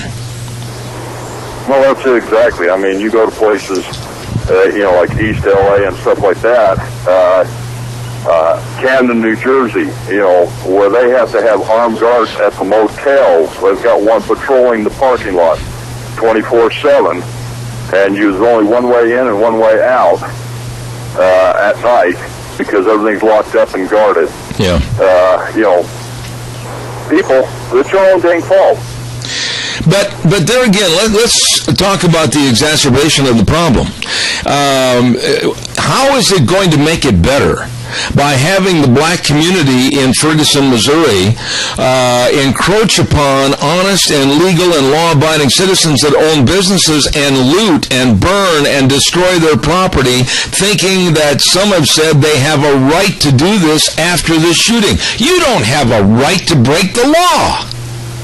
That's exactly right. You don't have a right to break the law. And like I said, you get into certain areas and you know, a guy's he's scared for his life 24/7 when he's in there. So, you know, if there's a problem, you know, guys, we got to straighten that out. Don't be complaining about it. You got to straighten it out to where we can feel safe around you, and the problem will go away. So. Well, there's another part of this story that needs to be addressed. The race angle is being played up by the likes of Al Sharpton and others. Naturally, the race angle is going to be one that it's a damned if you do and damned if you don't situation, Kiltman, to the point where if they find out that the police are exonerated and they're not guilty, there's going to be more problems. If they find out the police are guilty, these people that are in charge of stirring the pot are going to go after this policeman and that police force to ask for their heads on a platter. I mean, there is a no-win situation there. That's exactly right. That's exactly right. I got to go, my friend. So. All right. God bless. Thank you, Kiltman. Appreciate you. Thank you. I just don't understand how the police force anywhere in this country can be subjected to this kind of terror, if you will, and do their jobs efficiently. Needless to say, a big man just walked in and stole my pen out of my hand, literally, as I'm trying to make notes on my program. And he works for the Idaho Fish and Game. I mean, what kind of thuggery is this? I mean, let me see your license. Are you really qualified to be here this morning? I got your mic off. I'm not going to turn it on just yet. That's Kelton Hatch with the Idaho Fish and Game. But anyway, we're going to have more in just a moment. I want to remind everybody that the Cassia County Fair and Pro Rodeo in full swing. My goodness, the parade just is going to start in about 35 minutes. Parade starts in about 35 minutes. Everybody get down on the parade route. Oh, it's going to be good. And it looks like the weather's going to hold off. And then, of course, this afternoon, the carnival and entertainment at the Free Stage Gazebo. And then, of course, tonight, Team Ranch sorting in the arena. And then Thursday, Friday, and Saturday night, the Great Big Pro Rodeo. Oh, my goodness. Friday and Saturday, pari-mutuel horse racing. And on Saturday morning, the Buyer's Breakfast. Thank you for dropping that on the table, along with the 4-H Market Animal Sale. And don't forget, of course, the Big Dutch Oven Cook-Off. All of this and much, much more at your Cassia County Fair and Pro Rodeo. I'm so glad you got here early. You're just a pain. Anyway, also some of our great merchants over in the Burley area that are helping promote the Great Big Cassia County Fair and Rodeo include Pacific Steel and Recycling at 320 West Main in Burley. Oh my goodness, if you've got some old implements out in your yard, we'll call them 678-2321. They'll come and get them. And they also take used appliances and computers and everything. These are great people to work with at Pacific Steel and Recycling in Burley. And also we want to acknowledge and highlight Pickett Equipment Company at 976 East Main Street in Burley. All the great bean equipment. These folks are now known worldwide. They ship equipment all over the world. They are the best. Pickett Equipment Company, 976 East Main Street in Burley. Call them at 678-0855. Woo! Busy day. Well, you know, I'm going to turn your mic on a little early, and you can tell me. We'll kind of keep everything we're going to say off the record for this morning. Have you been going to all the fairs around the area, Mr. Fish and Game? I have. Uh-huh. You have. Well, not to all of them. Get closer. I'm at the Cassia County Fair right now. Yeah. We don't have a booth over in Jerome. We haven't done that one for. What about Gooding? Jerome's over with.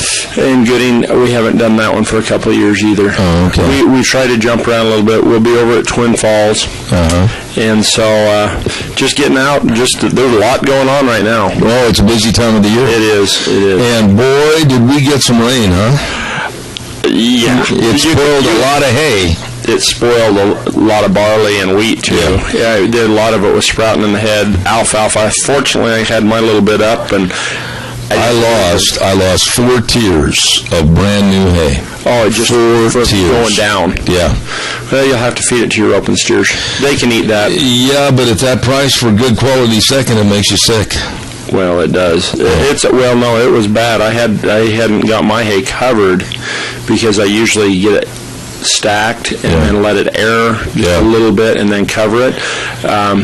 I don't think, I was talking to this couple of hay sellers, and they said almost every ounce a second, and a lot of first was the top 2 or 3 tiers were ruined. We got mine went down to the 4th tier. Seriously, I could not believe it. I've never seen that happen to where, and we laid it in the day before, and the next day it rained. There was no chance to get it covered, and I've never seen it happen go down that far that fast. Well, there was. We got 3 inches. Yeah, I mean, at our place it was just a little over 3 inches. We're just down the road from you, and man, that rained, and then yesterday's rain was nothing to sneeze at. I mean, would have been tickled with that any other time of year, but no, anytime you get that much rain that quick, my alfalfa is actually turning yellow. I believe it. I seriously got too much moisture. I have never seen, and it couldn't have happened at a worse time, because like you said, with the barley and the wheat growers and everything, there's a lot of problems there. People that had contracts for beer barley, Coors, etc., it's terrible. Well, it's gone. Yeah. And the thing is feeder barley actually dropped almost $2-3 a bushel in this area because so much of it sprouted in the head, and there's so much mold and dust in it. And so no, it's a pretty tough deal. I mean, it's nice for the rain, but it just came at kind of inopportune. Real short answer, because I only got 10 seconds. The reservoirs, it did help those immensely, I would imagine. It's ruined fishing for them. It did. Well, it's so turbulent, the water, and it's just looked like chocolate. We'll talk about that in about 6 minutes. Kelton Hatch is here with the Auto Fishing Game. I've got to run. ABC News next. Don't go away. Oh, my. Here we go, Zeb at the Ranch, and we're brought to you, everybody, by our major sponsor, your Magic Valley Les Schwab Tire Centers, all 7 locations. And also some of our great advertisers, too, that we really appreciate. Lease Furniture, Floors, and More at 459 Oberlin and Burley. And Western Waste Services, always at your disposal. Get on the route service call today, 734-6969. Hatch and I were just sitting here conversing about your opportunities of robbing a bank while in a wheelchair. Your getaway, your chances are slim and none, wouldn't you say? About as good a chance of me outrunning Grizzly Bear. I mean, I'm on crutches, so I'll poke fun at this situation. Come on, fellas, unless you got a great big 357 on that wheelchair, better think twice. How are you? Good. A little, I feel like I'm in the Midwest or down south with all this humidity that we're having around. That's the one thing I do not miss, being born and raised in Wisconsin, and I'm not exaggerating, because Wisconsin, of course, in the summertime, it's nothing unusual like in August to have temperatures up around 95, 96, 97, and humidity levels at the same point. Oh, yeah. It's terrible. Just terrible. And, and every morning it's been in the mid-80s or mid to high 80s percent humidity. Yeah. And, usually we're around 10 or 12. So this fishing, as you mentioned to and alluded to prior to going to the break, not real good because of all the water that just basically turned everything upside down. Well, it just every ditch or every creek that wasn't flowing was dry, and it picked up so much water it just came in, and all the reservoirs are chocolate brown. Let me ask you this, Kelton. What were the reports around the area of flash flooding, and what damage did that do to the creeks up in the mountains? We had a bunch of roads wash out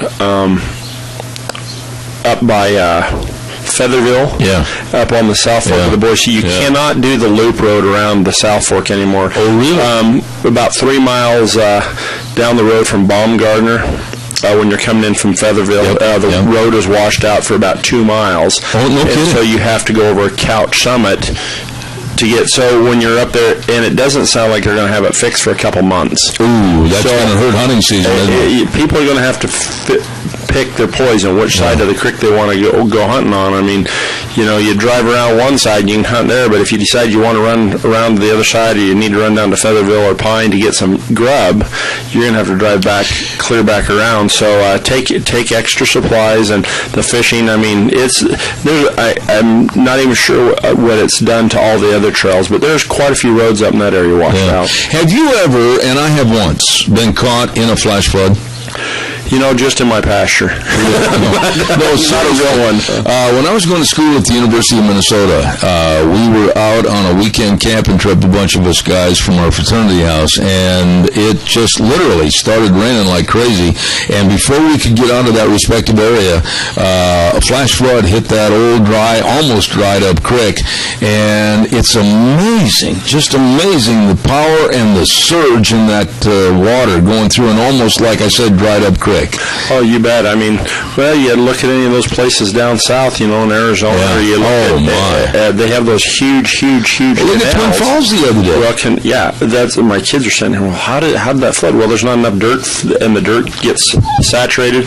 I mean, my one hayfield, the corrugates were running as if I had siphon tubes in every one of them, because the field could not take any more moisture.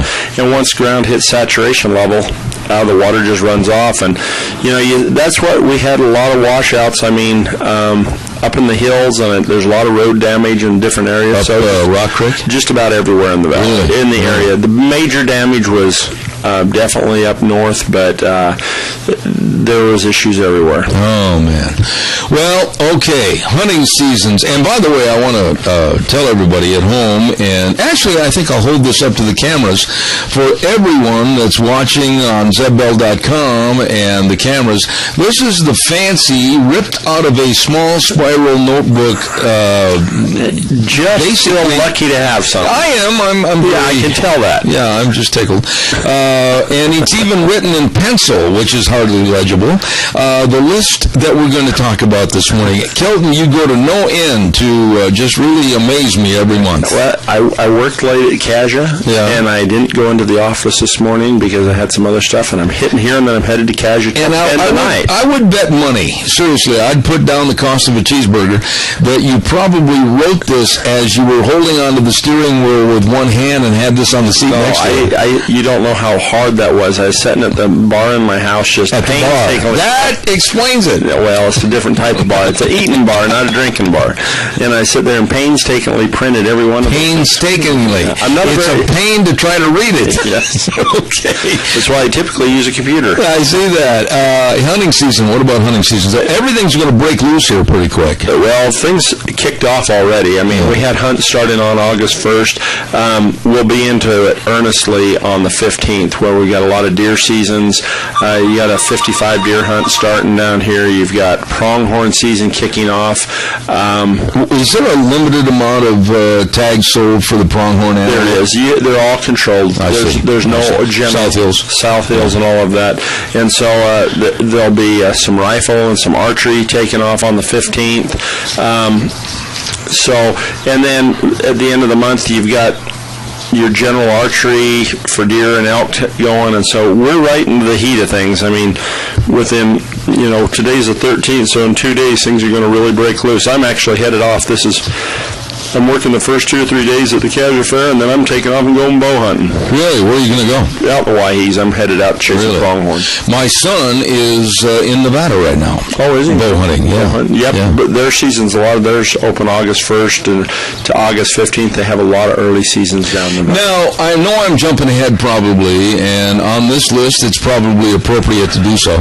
But is there still time for people like me that absolutely forgot to go get their deer tag and their license? I don't know about for people like you. There you go.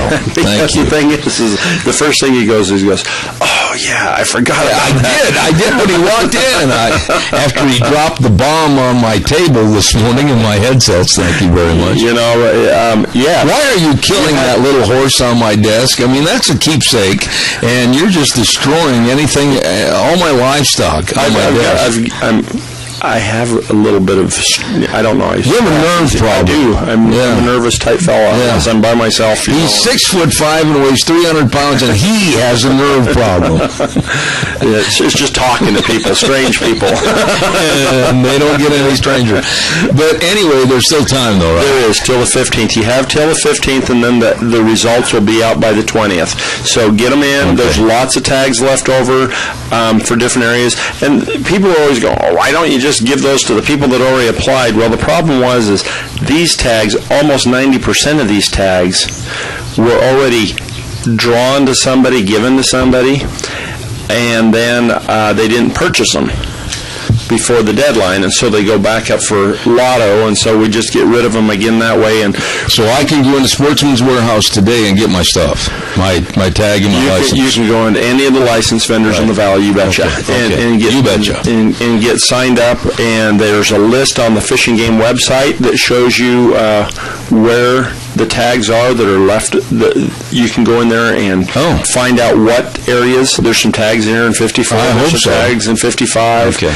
And so, you can go in there and find out where you want to apply and apply. Okay, now, this next category on our wonderful list that was so professionally done, private property. What about private property? You know, we're just having more and more and more issues. Simplot just closed down a ton of their ground out in the Owyhee County area. They have from one or two sportsmen that aren't using good ethics. Mm-hmm. And so I guess the warning is if you see somebody that's not being ethical, report them. Don't confront them and talk to them yourself, but make sure that you're above the law too and you're obeying. It's really hard for people when they're driving along and they see a no trespassing sign on sagebrush. But the thing is you've got to realize that is private property. People have owned that land forever, and it's no different than your backyard. I had a guy ask me the other day. He said, "Well, how can they post that ground out there?" And I'm sitting here going, "Well, it's theirs." He says, "Well, how can they keep me off of it?" And I'm sitting here going, "Well, why should they even have to try to keep you off?" I was sitting here going, "It's just like your backyard." That's right. Said, you can let whoever you want in there to picnic, but you don't have to let anybody back there if you don't want it. That's and right. I said it's the same thing with that. So. Would you please take your phone off the table? It's buzzing. It's driving me nuts. Thank you. You're kind of fragile today. No, but why is there, and it seems like it's getting worse, a lack of respect for private property and the owners of that land? You can't just go on his property and open his gates up and let his cattle out and go hunting and not shut anything. I mean, I don't understand these people. And I don't either. It's just a changing. I mean, we've always had. You used to be a rancher, so you know what the problems are. My family's still into it. I mean, still ranchers. They've been on the same piece of dirt for about 130 years. Yeah. But it's, I don't know. We've always had issues, and I'm not saying that it's any different now. There's just than it was 20 years ago. There's just more people out there. I mean, Idaho, from when I graduated from high school, has gone from 800,000 to 1.7 million. But is there a disrespect more so today than there used to be? I don't know. We had, back when I was a kid, back at home, 30, 40 years ago, we had tractor shot, we had cow shot, we had water tank shot, things that people left gates down back then too. But, I guess the thing is I'm just trying to, if there's more and more people using the resource, pick up your garbage. Amen. I mean, if it frustrates you when you walk out to your own front yard and somebody's throwing a bag of McDonald's wrappers out there, or beer cans or whatever on your front yard as they're driving by, a rancher or farmer feels the same way. So clean up and pack it in, pack it out. Pack it in, pack it out, and it'll keep more of that land open. Absolutely. Hey, listen, I want to remind everybody, too, calls are welcome for the wonderful, illustrious, professional, always tastefully well-done list that's prepared by Kelton Hatch for the Idaho Fish and Game. You can give them a call at 436-2244, 1-866-927-4587. You hungry? I'm always hungry. Yeah, I know, I can tell.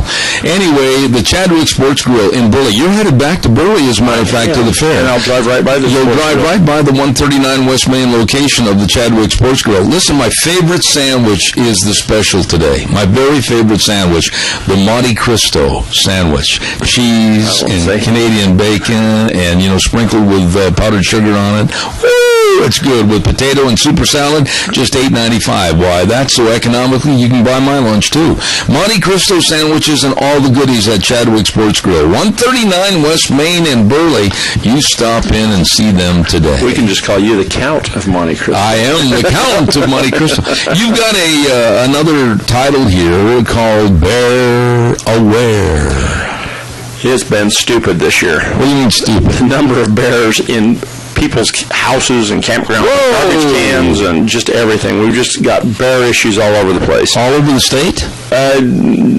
I guess I shouldn't say all over the state because I don't know what's going on in Can you tip that microphone up just a little bit? Your chin keeps getting in the way of your lips. I can't help it. These are made for little people. But, well, aren't you something? No. They're just short. Okay. And I've got it right to the very... All right there, Jolly Green Giant. Go ahead. Pretty much. But, no, let's try. No. Well, you can see the needle getting stuck in the groove there for a minute. The record just kept going, but no sound. No sound at all. Bear aware. I know. It's the campgrounds. The campgrounds were having an issue that people are leaving trash out again, by their tents, by their campers. We don't have the bear-proof dumpsters in some of our campgrounds. And then we're just having lots of issues in Sun Valley, Haley, and all those little surrounding communities up there because it's dry. It was really, really dry. Berries, we're doing okay, but it's just when it gets dry like this and there's free food that's left out, it's a lot easier. I mean, would you rather chase down a ground squirrel if you was a bear or walk up to something that was sitting there that was already cooked that was just in the garbage can that you didn't have to chase to eat? Well, naturally, being of the nature of if it's in the refrigerator, just open the door. Yeah, naturally take it. It's a lot easier. Yeah. So that's the issue that we're having. And so bears aren't stupid. They're going to get the calories the easiest way they can get them, just like us. What are the chances that most of these bears are going to cause some kind of a violent situation against human beings? There's always that chance when they're living around that proximity. Not that often have we had issues. We've had bears in people's houses and things like that. In the houses? In the houses. The bears just walk in? They learn how to use those little flipper door handles. Round door handles they can't open, but you'll actually see bears in the Wood River Valley walking around in those straight lever. They'll reach up and see if they're locked. So the saga of the three bears comes to life. Yes, it does. And so they can, they'll start testing things like that. Barbecue grills, lots of smells on them, bird feeders, and things like that. Hummingbird feeders? Oh, they like that? Sugar water. Yeah, sugar water. I like sugar water. I drink a soda pop. It's pretty hard to imagine you with a long beak flying someplace. That's me, no doubt. But so just be cautious when you're up there. Take care of your junk. Hunting season's coming up, so just try to keep your food in. That's got to be the most frustrating thing in the world for Fish and Game or anybody else connected to campgrounds. People just can turn into pigs. Well, they do, and it wears you out. I know the Forest Service battles it all the time. This time of year, it seems like the first few weeks of August are just the wheels come off the cart because, number one, you have a lot of greenfield hunts going on. What a greenfield hunt is we've got wildlife depredating ag fields, and so we have greenfield hunts where hunters can go in and kill elk and deer in these alfalfa fields in certain units around here. See that we've got a South Hills greenfield hunt going on right now for elk. But then we get about 30,000 phone calls the first time somebody hears a gun go off because they think somebody's out there poaching. Yeah. And so, because we've got such a population of folks that don't hunt anymore, and so that's going on, and then you got bears coming into town, and it's just a lot of different issues going on, and so just be cognizant there's seasons going on right now, so if you hear a gunshot, you still When is bear season, by the way? Bear season, there's some of them that open on the 15th of August. This month? Yeah. Day after tomorrow. And some they'll open later. Okay. So it just depends. And so, are there restrictions as to where you can shoot them, though? If they're in your backyard on your swing set, can you go ahead and shoot them? You can protect your property and yourself if you feel like you're being threatened. If they're going down the slide, you can't shoot them. No. But if they're coming at you and trying to bite you, you can. Even if bear season's open? Well, bear season's open. I'm putting you on the spot because I want to have a definitive answer. If bear season's open and they're in your swing on the slide, you can shoot them. You bet. Okay, all right. If they're in your front room and bear season's not, you can shoot them. Well, I would imagine if you're in your front room with your television remote, maybe it's a good thing. Maybe sit down and share the popcorn. I probably told this story before. We had one guy up in Sun Valley that had called us and told us, he says, there's a bear in my kitchen. Yeah. He called, bear in my kitchen. Bear in the kitchen. Bear in the kitchen. What can I do? And I go, well, it wasn't me talking to him, but they got the bear out there. And he said, this is the second time that bear's came in the house. Really? He says, and he goes for the Haagen-Dazs. Really? Open the fridge and stuff. Oh. He'd go for the ice cream, but the thing is, I think if it had been me, I'd probably called, there's a dead bear in my kitchen. Yeah. Can you come and get it? Really, the bear has a little class, though. I mean, Haagen-Dazs, that's a high-priced ice cream. Well, maybe I'm the only ice cream in there. I don't know, but it is. It's pretty. I don't know that I like any ice cream. I can see that. We already kind of talked about this last chance applications, right? Yep. Get them in. Get it the 15th at midnight. Well, yeah. The thing, just everybody waits till the last second. Zeb. No, I did. Yeah. You do. You did. You did. Yeah. I'm still doing. Yeah, you did last time. I'm betting. Folks, we got a bet right here.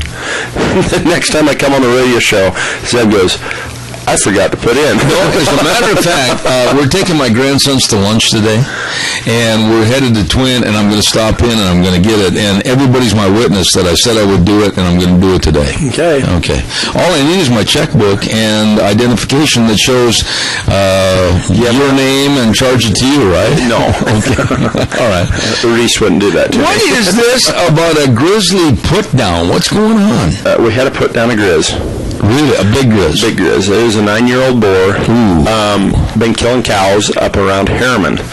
I'm trying to think where Harriman is. Up by Island Park. Gotcha. Harriman State Park. Been killing cows for... I'm surprised that he lasted as long as he did because he's killed cows over the last few months. How big a bear is this? Well, he's a 9-year-old boar, so... He's a pretty big boy. Pretty solid bear. Yeah. Any bear that can take down a full-grown cow. Pretty solid bear. And he's killed several, so they put him down this last week. They found him. They found him and killed him. That would be interesting in itself to see how many guys do they send out to get said big bear. I wasn't in on that. The U.S. Fish and Wildlife Service and some of our fish and game officers from over in the Idaho Falls area were up there working on this. How do they go about finding him? I wasn't on that. These are questions that inquiring minds want to know. No, and I'm sorry I didn't. Okay. I was at home working on it with my pencil, you can see. And so, when they're in the woods like that, though, and they've had a taste of going on private property and tipping cows over and just really killing them and doing bad things, they're kind of bad dudes, aren't they? Well, they're fairly aggressive. Yeah. And so the thing is, would you rather eat beef or, a slow-moving elk like a cow? Yeah. They move a lot slower than an elk does. Oh, absolutely. And they move a lot slower than a ground squirrel does, and there's a lot more meat to them, and they taste pretty good. Yeah. So once they get that flavor, they get that in their palate. Look out. Yeah, they're going to keep coming back. And when they stand on their hind legs, how tall is a pretty good-sized grizzly? The lower 48 bears down here, grizzly bears, an 8-footer's huge. Okay, but why in Alaska? I read a story. Tell me if it's wrong.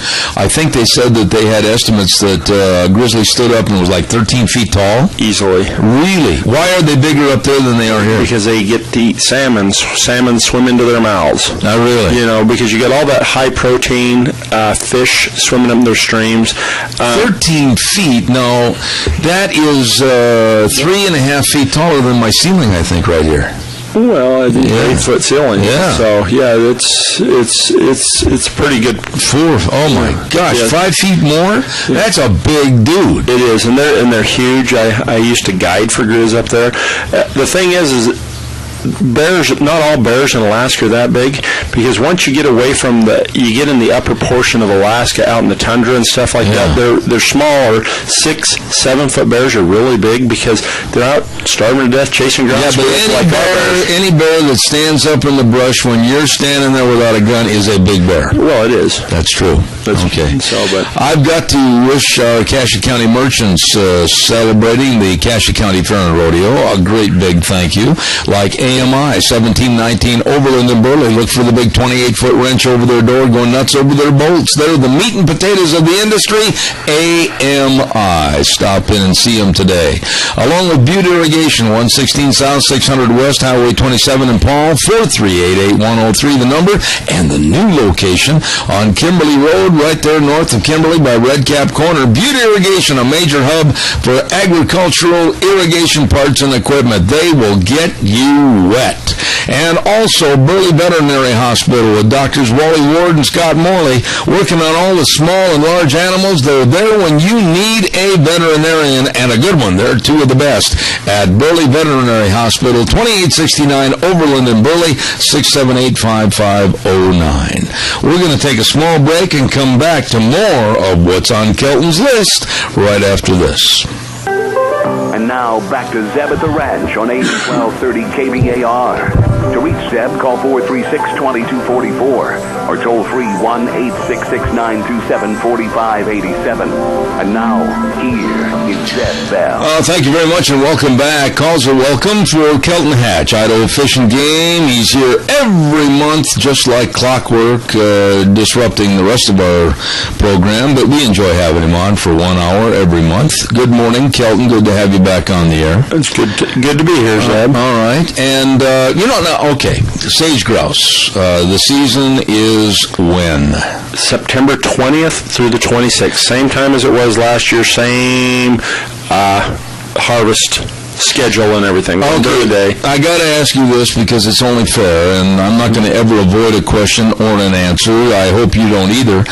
Last Sunday in the paper, they had a gentleman, using that term loosely, with the Idaho Watersheds Project, condemning the sage grouse issue and saying that the counts were way, way, way down on the Lex, etc. The very next day in the paper, there was an article in the paper saying that the counts are up. Who am I supposed to believe? Me. Okay, go ahead. They're up. All right. So that was a fictitious story by the Idaho Watersheds. I didn't read the story. I did. Don't beat that on the table, please. It vibrates in my ears. Thank you. You're really sensitive style today. But I want the truth on this program. I don't want any fiction. No, and I appreciate that. Zeb, on that, we went out. We had 70 guys that were out and gals that went out and counted Lex this year. Lex are breeding grounds for sage grouse. Just so for your listeners, the males go on to these Lex and display. We go in and we count the number of males on these Lex. Numbers are up about 20% this year. That's good. That's really good. Overall, from what they were 20 years ago, we're still way down. But we did see a marked increase this year, which is always promising. That's the beauty of a bird population, though, bird populations can swing so quickly. You get a couple of good hatches, you think of a bird population, each bird can have a clutch of 6 to 12 chicks. Yeah. And if you get a good survival rate, 12 times the population the next year. That's pretty darn good.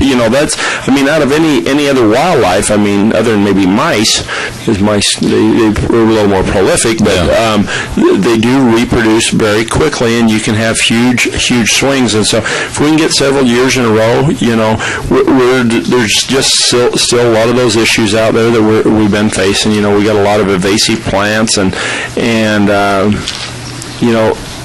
major burns on sagebrush and different things like that we're still battling. But, I could see sage grouse numbers turning around here in 10 or 12 years, for in earnest goods. And absolutely that is a positive sign, one that needs to be looked at and addressed by all parties involved instead of looking at a basic condemnation of the West and its communities and its people that are trying to make a living.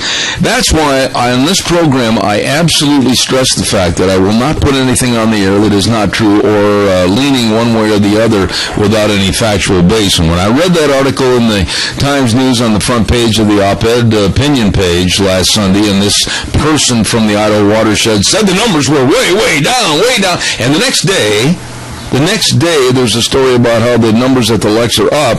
I want the truth. Yeah. And that's why I'd ask you. Okay. Well, I appreciate that. All right. What is the category that we're going to discuss next about waterfowl? Well, waterfowl seasons have been set. Things haven't changed a ton. I just wanted, this last week at the meeting in Idaho Falls, the commissioners met. The two big topics that were there was setting the sage-grouse season. Well, LAP also, they talked about some landowner appreciation permits.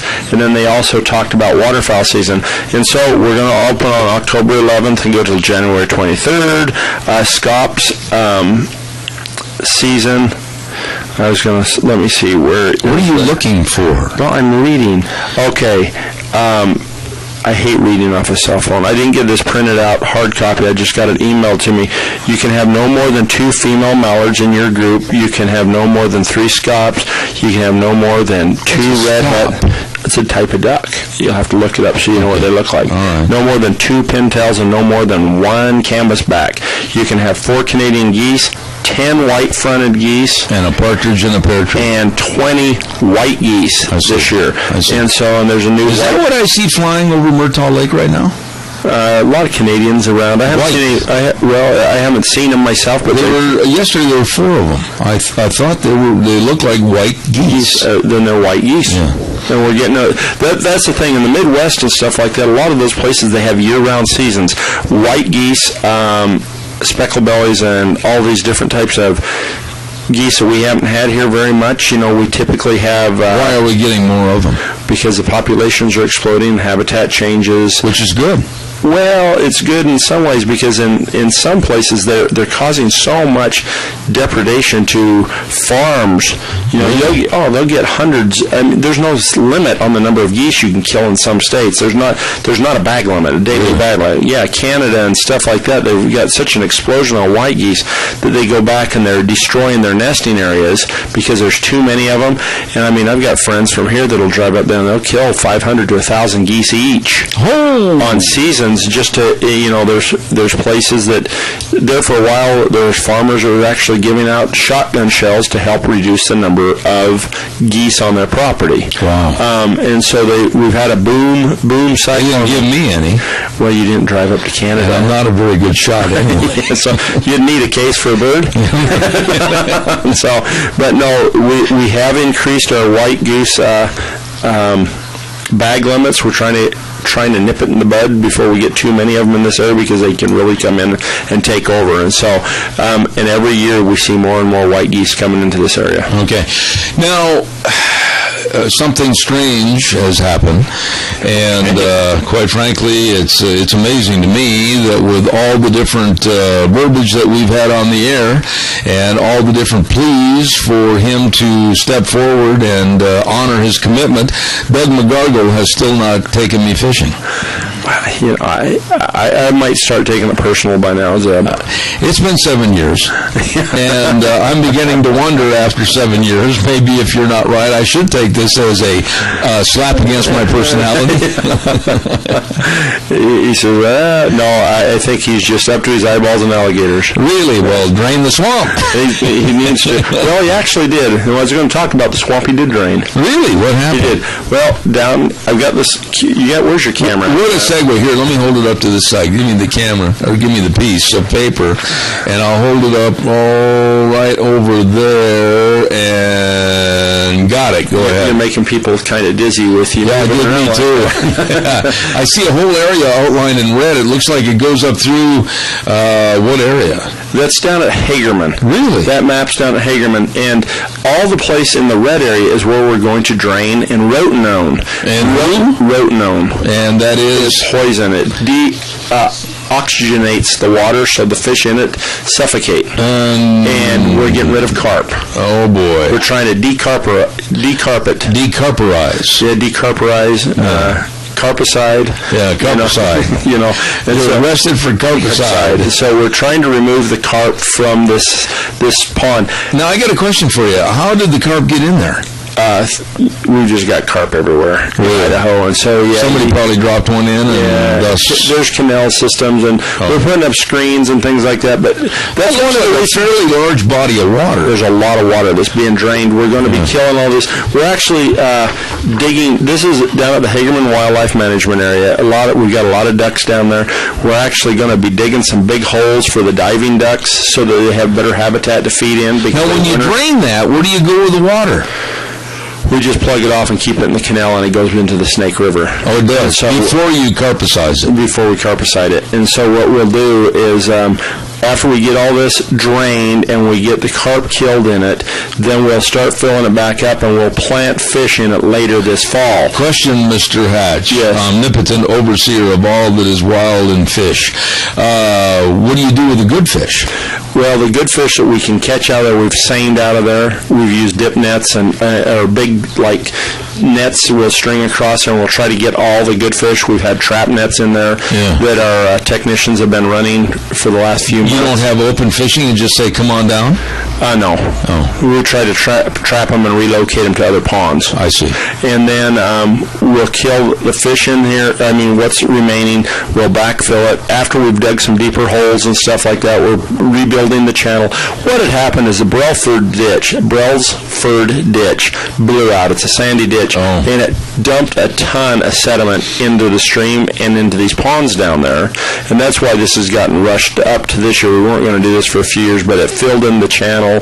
It took away a lot of our duck habitat because some ducks have to have deep water for diving, and so we're going to go clean some of that sand out. We had How deep is deep? 8-10 foot. I see.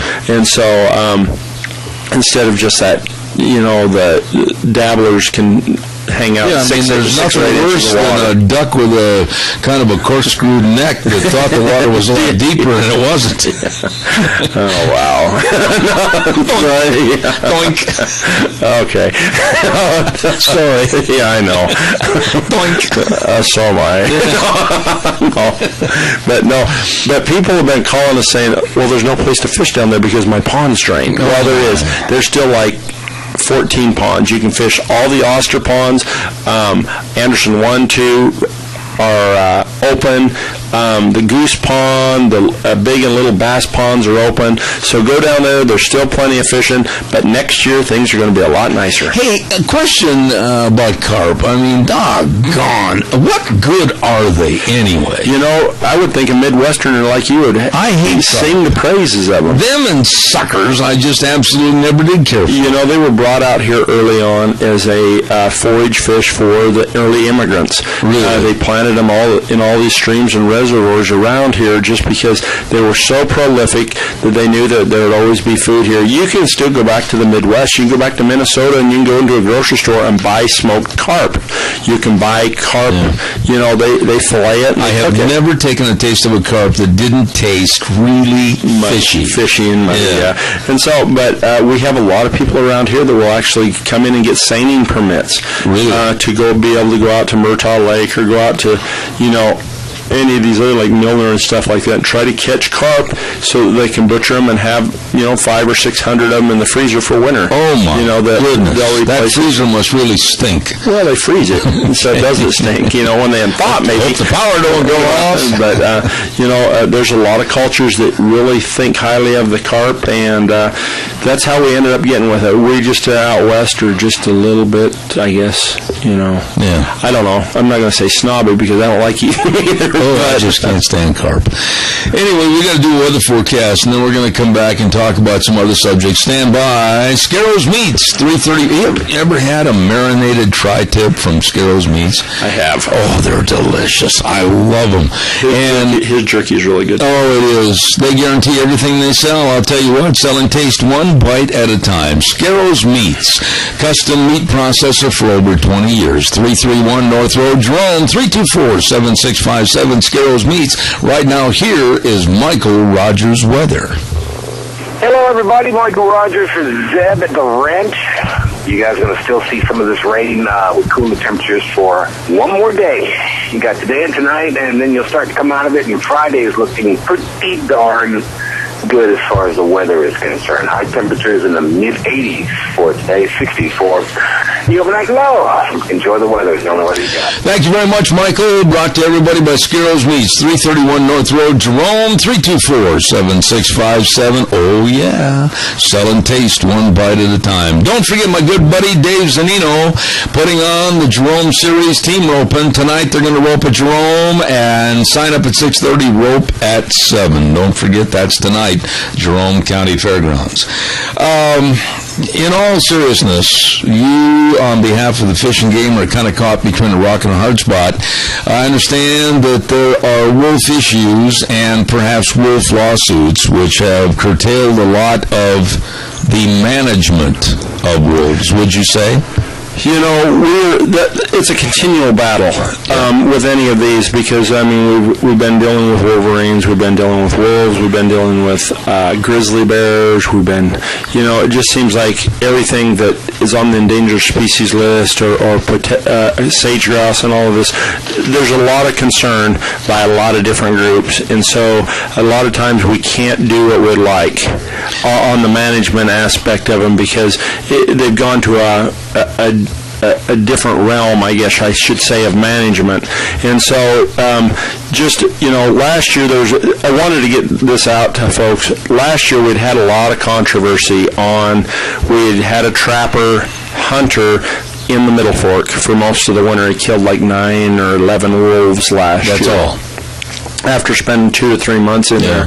We've got several lawsuits on us right now for that, and we will not be sending the hunter back in there this year. We're still working on other avenues, working with some of the outfitters and stuff back in there, but, you know, it's just kind of one of those reevaluations because it probably wasn't the best thing for us to send somebody back in with all the lawsuits on us right now, trying to figure out which way this is going to go. May I ask at that juncture, though, on these lawsuits, are these from environmental groups that want to disavow and go against the agreement that the environmental groups signed with the state of Idaho way back in 1995 for the certain number of wolves? Why are they getting their way and we're not? Well, you know, it is, and I don't know exactly which groups. I know it's more the non-hunting type groups that are suing us. Yeah. And when we start talking the numbers, things changed a ton on what was originally proposed and what we're dealing with nowadays. You know, basically we've gone from 150 to 1,050, whatever uncountable numbers, and they want everything in their breadbasket, but none in ours. Yeah. This is a tough deal. Part of the issue is with wolves is, I mean, everybody would like to see us reduce the number of wolves. Well, that's our management goal. Absolutely. Our problem is we can get people to reduce the number of elk and deer, and we can get the people to reduce the number of bears in certain areas, but we have a rough time getting people to reduce the number of wolves. Well, that's because of the nature and personality of the animal itself. And that's the hard part for us right now, is because we don't have the funding to hire a bunch of people to go in and remove predators, remove wolves like this. There was a trial thing, and so I guess when I talk to folks, we're about as aggressive right now as we can be with our hunting season. We actually installed a new trapping season just right up here out of Featherville Baumgartner. It's really one of those that I'm praying that we don't pinch somebody's dog or something happens that we can reduce human conflict with trapping wolves up in that area, because we get more people. Originally, we was going to try to keep this track being as deep back as we could, and there's nothing on either side of Sun Valley. We've got so many people that are using that area just for running and walking dogs and biking that we felt that would probably not be on our best interest to have trapping in there. So we're starting to move this to these front ranges. So I'm hoping the trappers, we're going to be having some trapper education classes here next month so that we can get more people ready to go up there and start trapping. But we're doing everything in our power trying to put as many tools in the tool basket as we can for sportsmen to be able to reduce the number of wolves. We just need sportsmen to get out and to help us do it. Absolutely. Now, let me ask you this, if I'm not prying, but basically these lawsuits or the threat of potential lawsuits, what are they saying? Thou shalt not touch, thou shalt not manage? What are they saying? They're just running. The one on the wilderness is more along the lines of this is wilderness area. Yeah. and what was it originally designed for. Whether it was designed for, and so it's a lot of. It's just, I don't know, it's the interpretation of what things were designed for, what that area is for, whether that area is just to be ran as a natural system or to... It doesn't seem right or feasible to have you, as the Fish and Game entity, manage deer and elk and sage grouse, etc., and not be allowed to handle another entity, which is the wolf, which was turned over to you to manage. Well, and the thing is that we do manage wolves the same way we manage these other animals. We're just not our sportsmen just aren't as successful at harvesting them. I understand that. And that's the thing. I mean, we've got more tools in the basket right now because you can't trap mountain lions. You can't use electronic calls other than in Owyhee County or in the desert country for lions. Yeah. Yet we still harvest quite a few lions every year, and we can manage lion populations. You can't use electronic calls for bears. You can't trap bears, yet we still harvest a lot of bears. Wolves, we can use all of these tools that we can't use with any other big game animal. There's not another big game animal in the state of Idaho that you can use electronic calls, you can trap, and you can shoot, other than wolves, because just the nature of the thing, they're a smart animal. What do you see over the next year, 5-year, 10-year period as far as their numbers under the auspices of how you have your hands tied behind your back right now? You know, I guess it just depends. I keep thinking, we're going to get better and better at removal. I think we're probably going to... This is just me speculating. This is not the Fish and Game department. This is just me speculating on them. I'm guessing we're going to probably hover pretty close to where we are right now, and we'll harvest X amount of wolves every year. We'll continue removing wolves in depredation situations, and I think we're going to continue to probably be better by our wildlife services air gunning wolves in depredation areas than our typical sporting public, because everybody wants to shoot a wolf, but nobody wants to. There's very, very, very few people that just go hunting wolves. Yeah, that's right. They throw a wolf tag in their pocket when they're elk and deer hunting, and if they see one, but we just need to breed a whole new group of hunters that just take some time off in December. Yeah.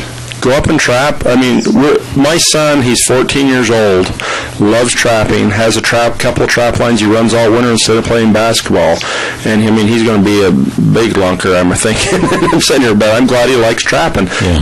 His goal, what we're doing for his deer season this year, we're headed up into the Panhandle to hunt whitetail, but his biggest reason he wants to do that is so that he can go trap wolves. All right, caller, real fast. I'm almost out of time. Go ahead.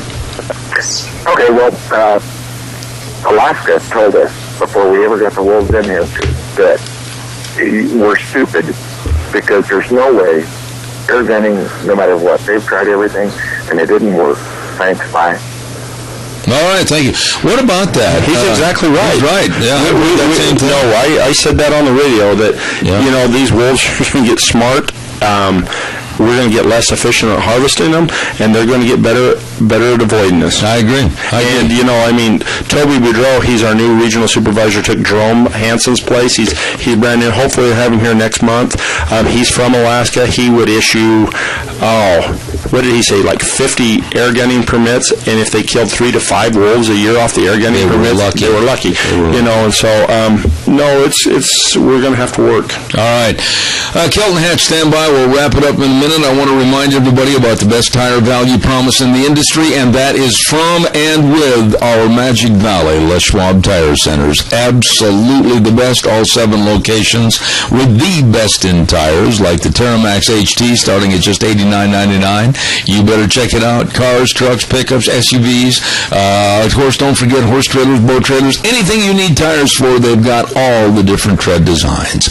Along with the best in front-end alignments for better handling and tire mileage, the best in brake service, the best in shocks and struts, the best in batteries, the best in service. They really care. Stop in and see Lane and Rupert, Dave on Blue Lakes and Twin, Mike and Buell, Mike and Jerome, the Twist family in Paul, John on Pole Line in Twin Falls, and Randy on Overland and Burley. The best, your Magic Valley, Les Schwab Tire Centers. Kelton, interesting program. Really enjoy having you on the air this month. What are you doing with my copy? Well, I need a new set of tires, so I was just looking at your ad. I was looking at your ad. There you go. And appreciate you coming over. And next month you said you're going to try to get the new regional director, Toby Boudreau, right? Toby Boudreau, Frenchman. From Alaska originally, right? Well, actually from back in your neck of the woods. I think he's actually from Connecticut. Really? And then worked in Alaska for 20 years, and now he's been in Idaho for about 10. Super guy. Known him ever since he moved here. Very avid outdoorsman, hunter, very knowledgeable. Okay. Little guy like me. Yeah, and real small. And then also, maybe in the next 30 days prior to having you back on the program, we can make arrangements with Doug McGargle to go fishing. That's between you and Dougie. Yeah, thanks for your help. But anyway, thanks for all the information. And tomorrow on the program, tomorrow Thursday, you got to tune in and get this one segment, if nothing else. At 10:30 tomorrow, we're going to have attorney James Herson, and he was a very close friend of the actor in Hollywood that just committed suicide, and we're going to be talking to him and find out more about what's going on with depression and actors in that part of the world, Hollywood, so don't miss that. Should be very, very interesting, along with all of our other Thursday regular segments, Dog Nation, The Chamber Report, etc. So tune in. Until tomorrow morning at 8:06, Zeb at the Ranch, the way things were, the way things ought to be. We'll see you tomorrow morning.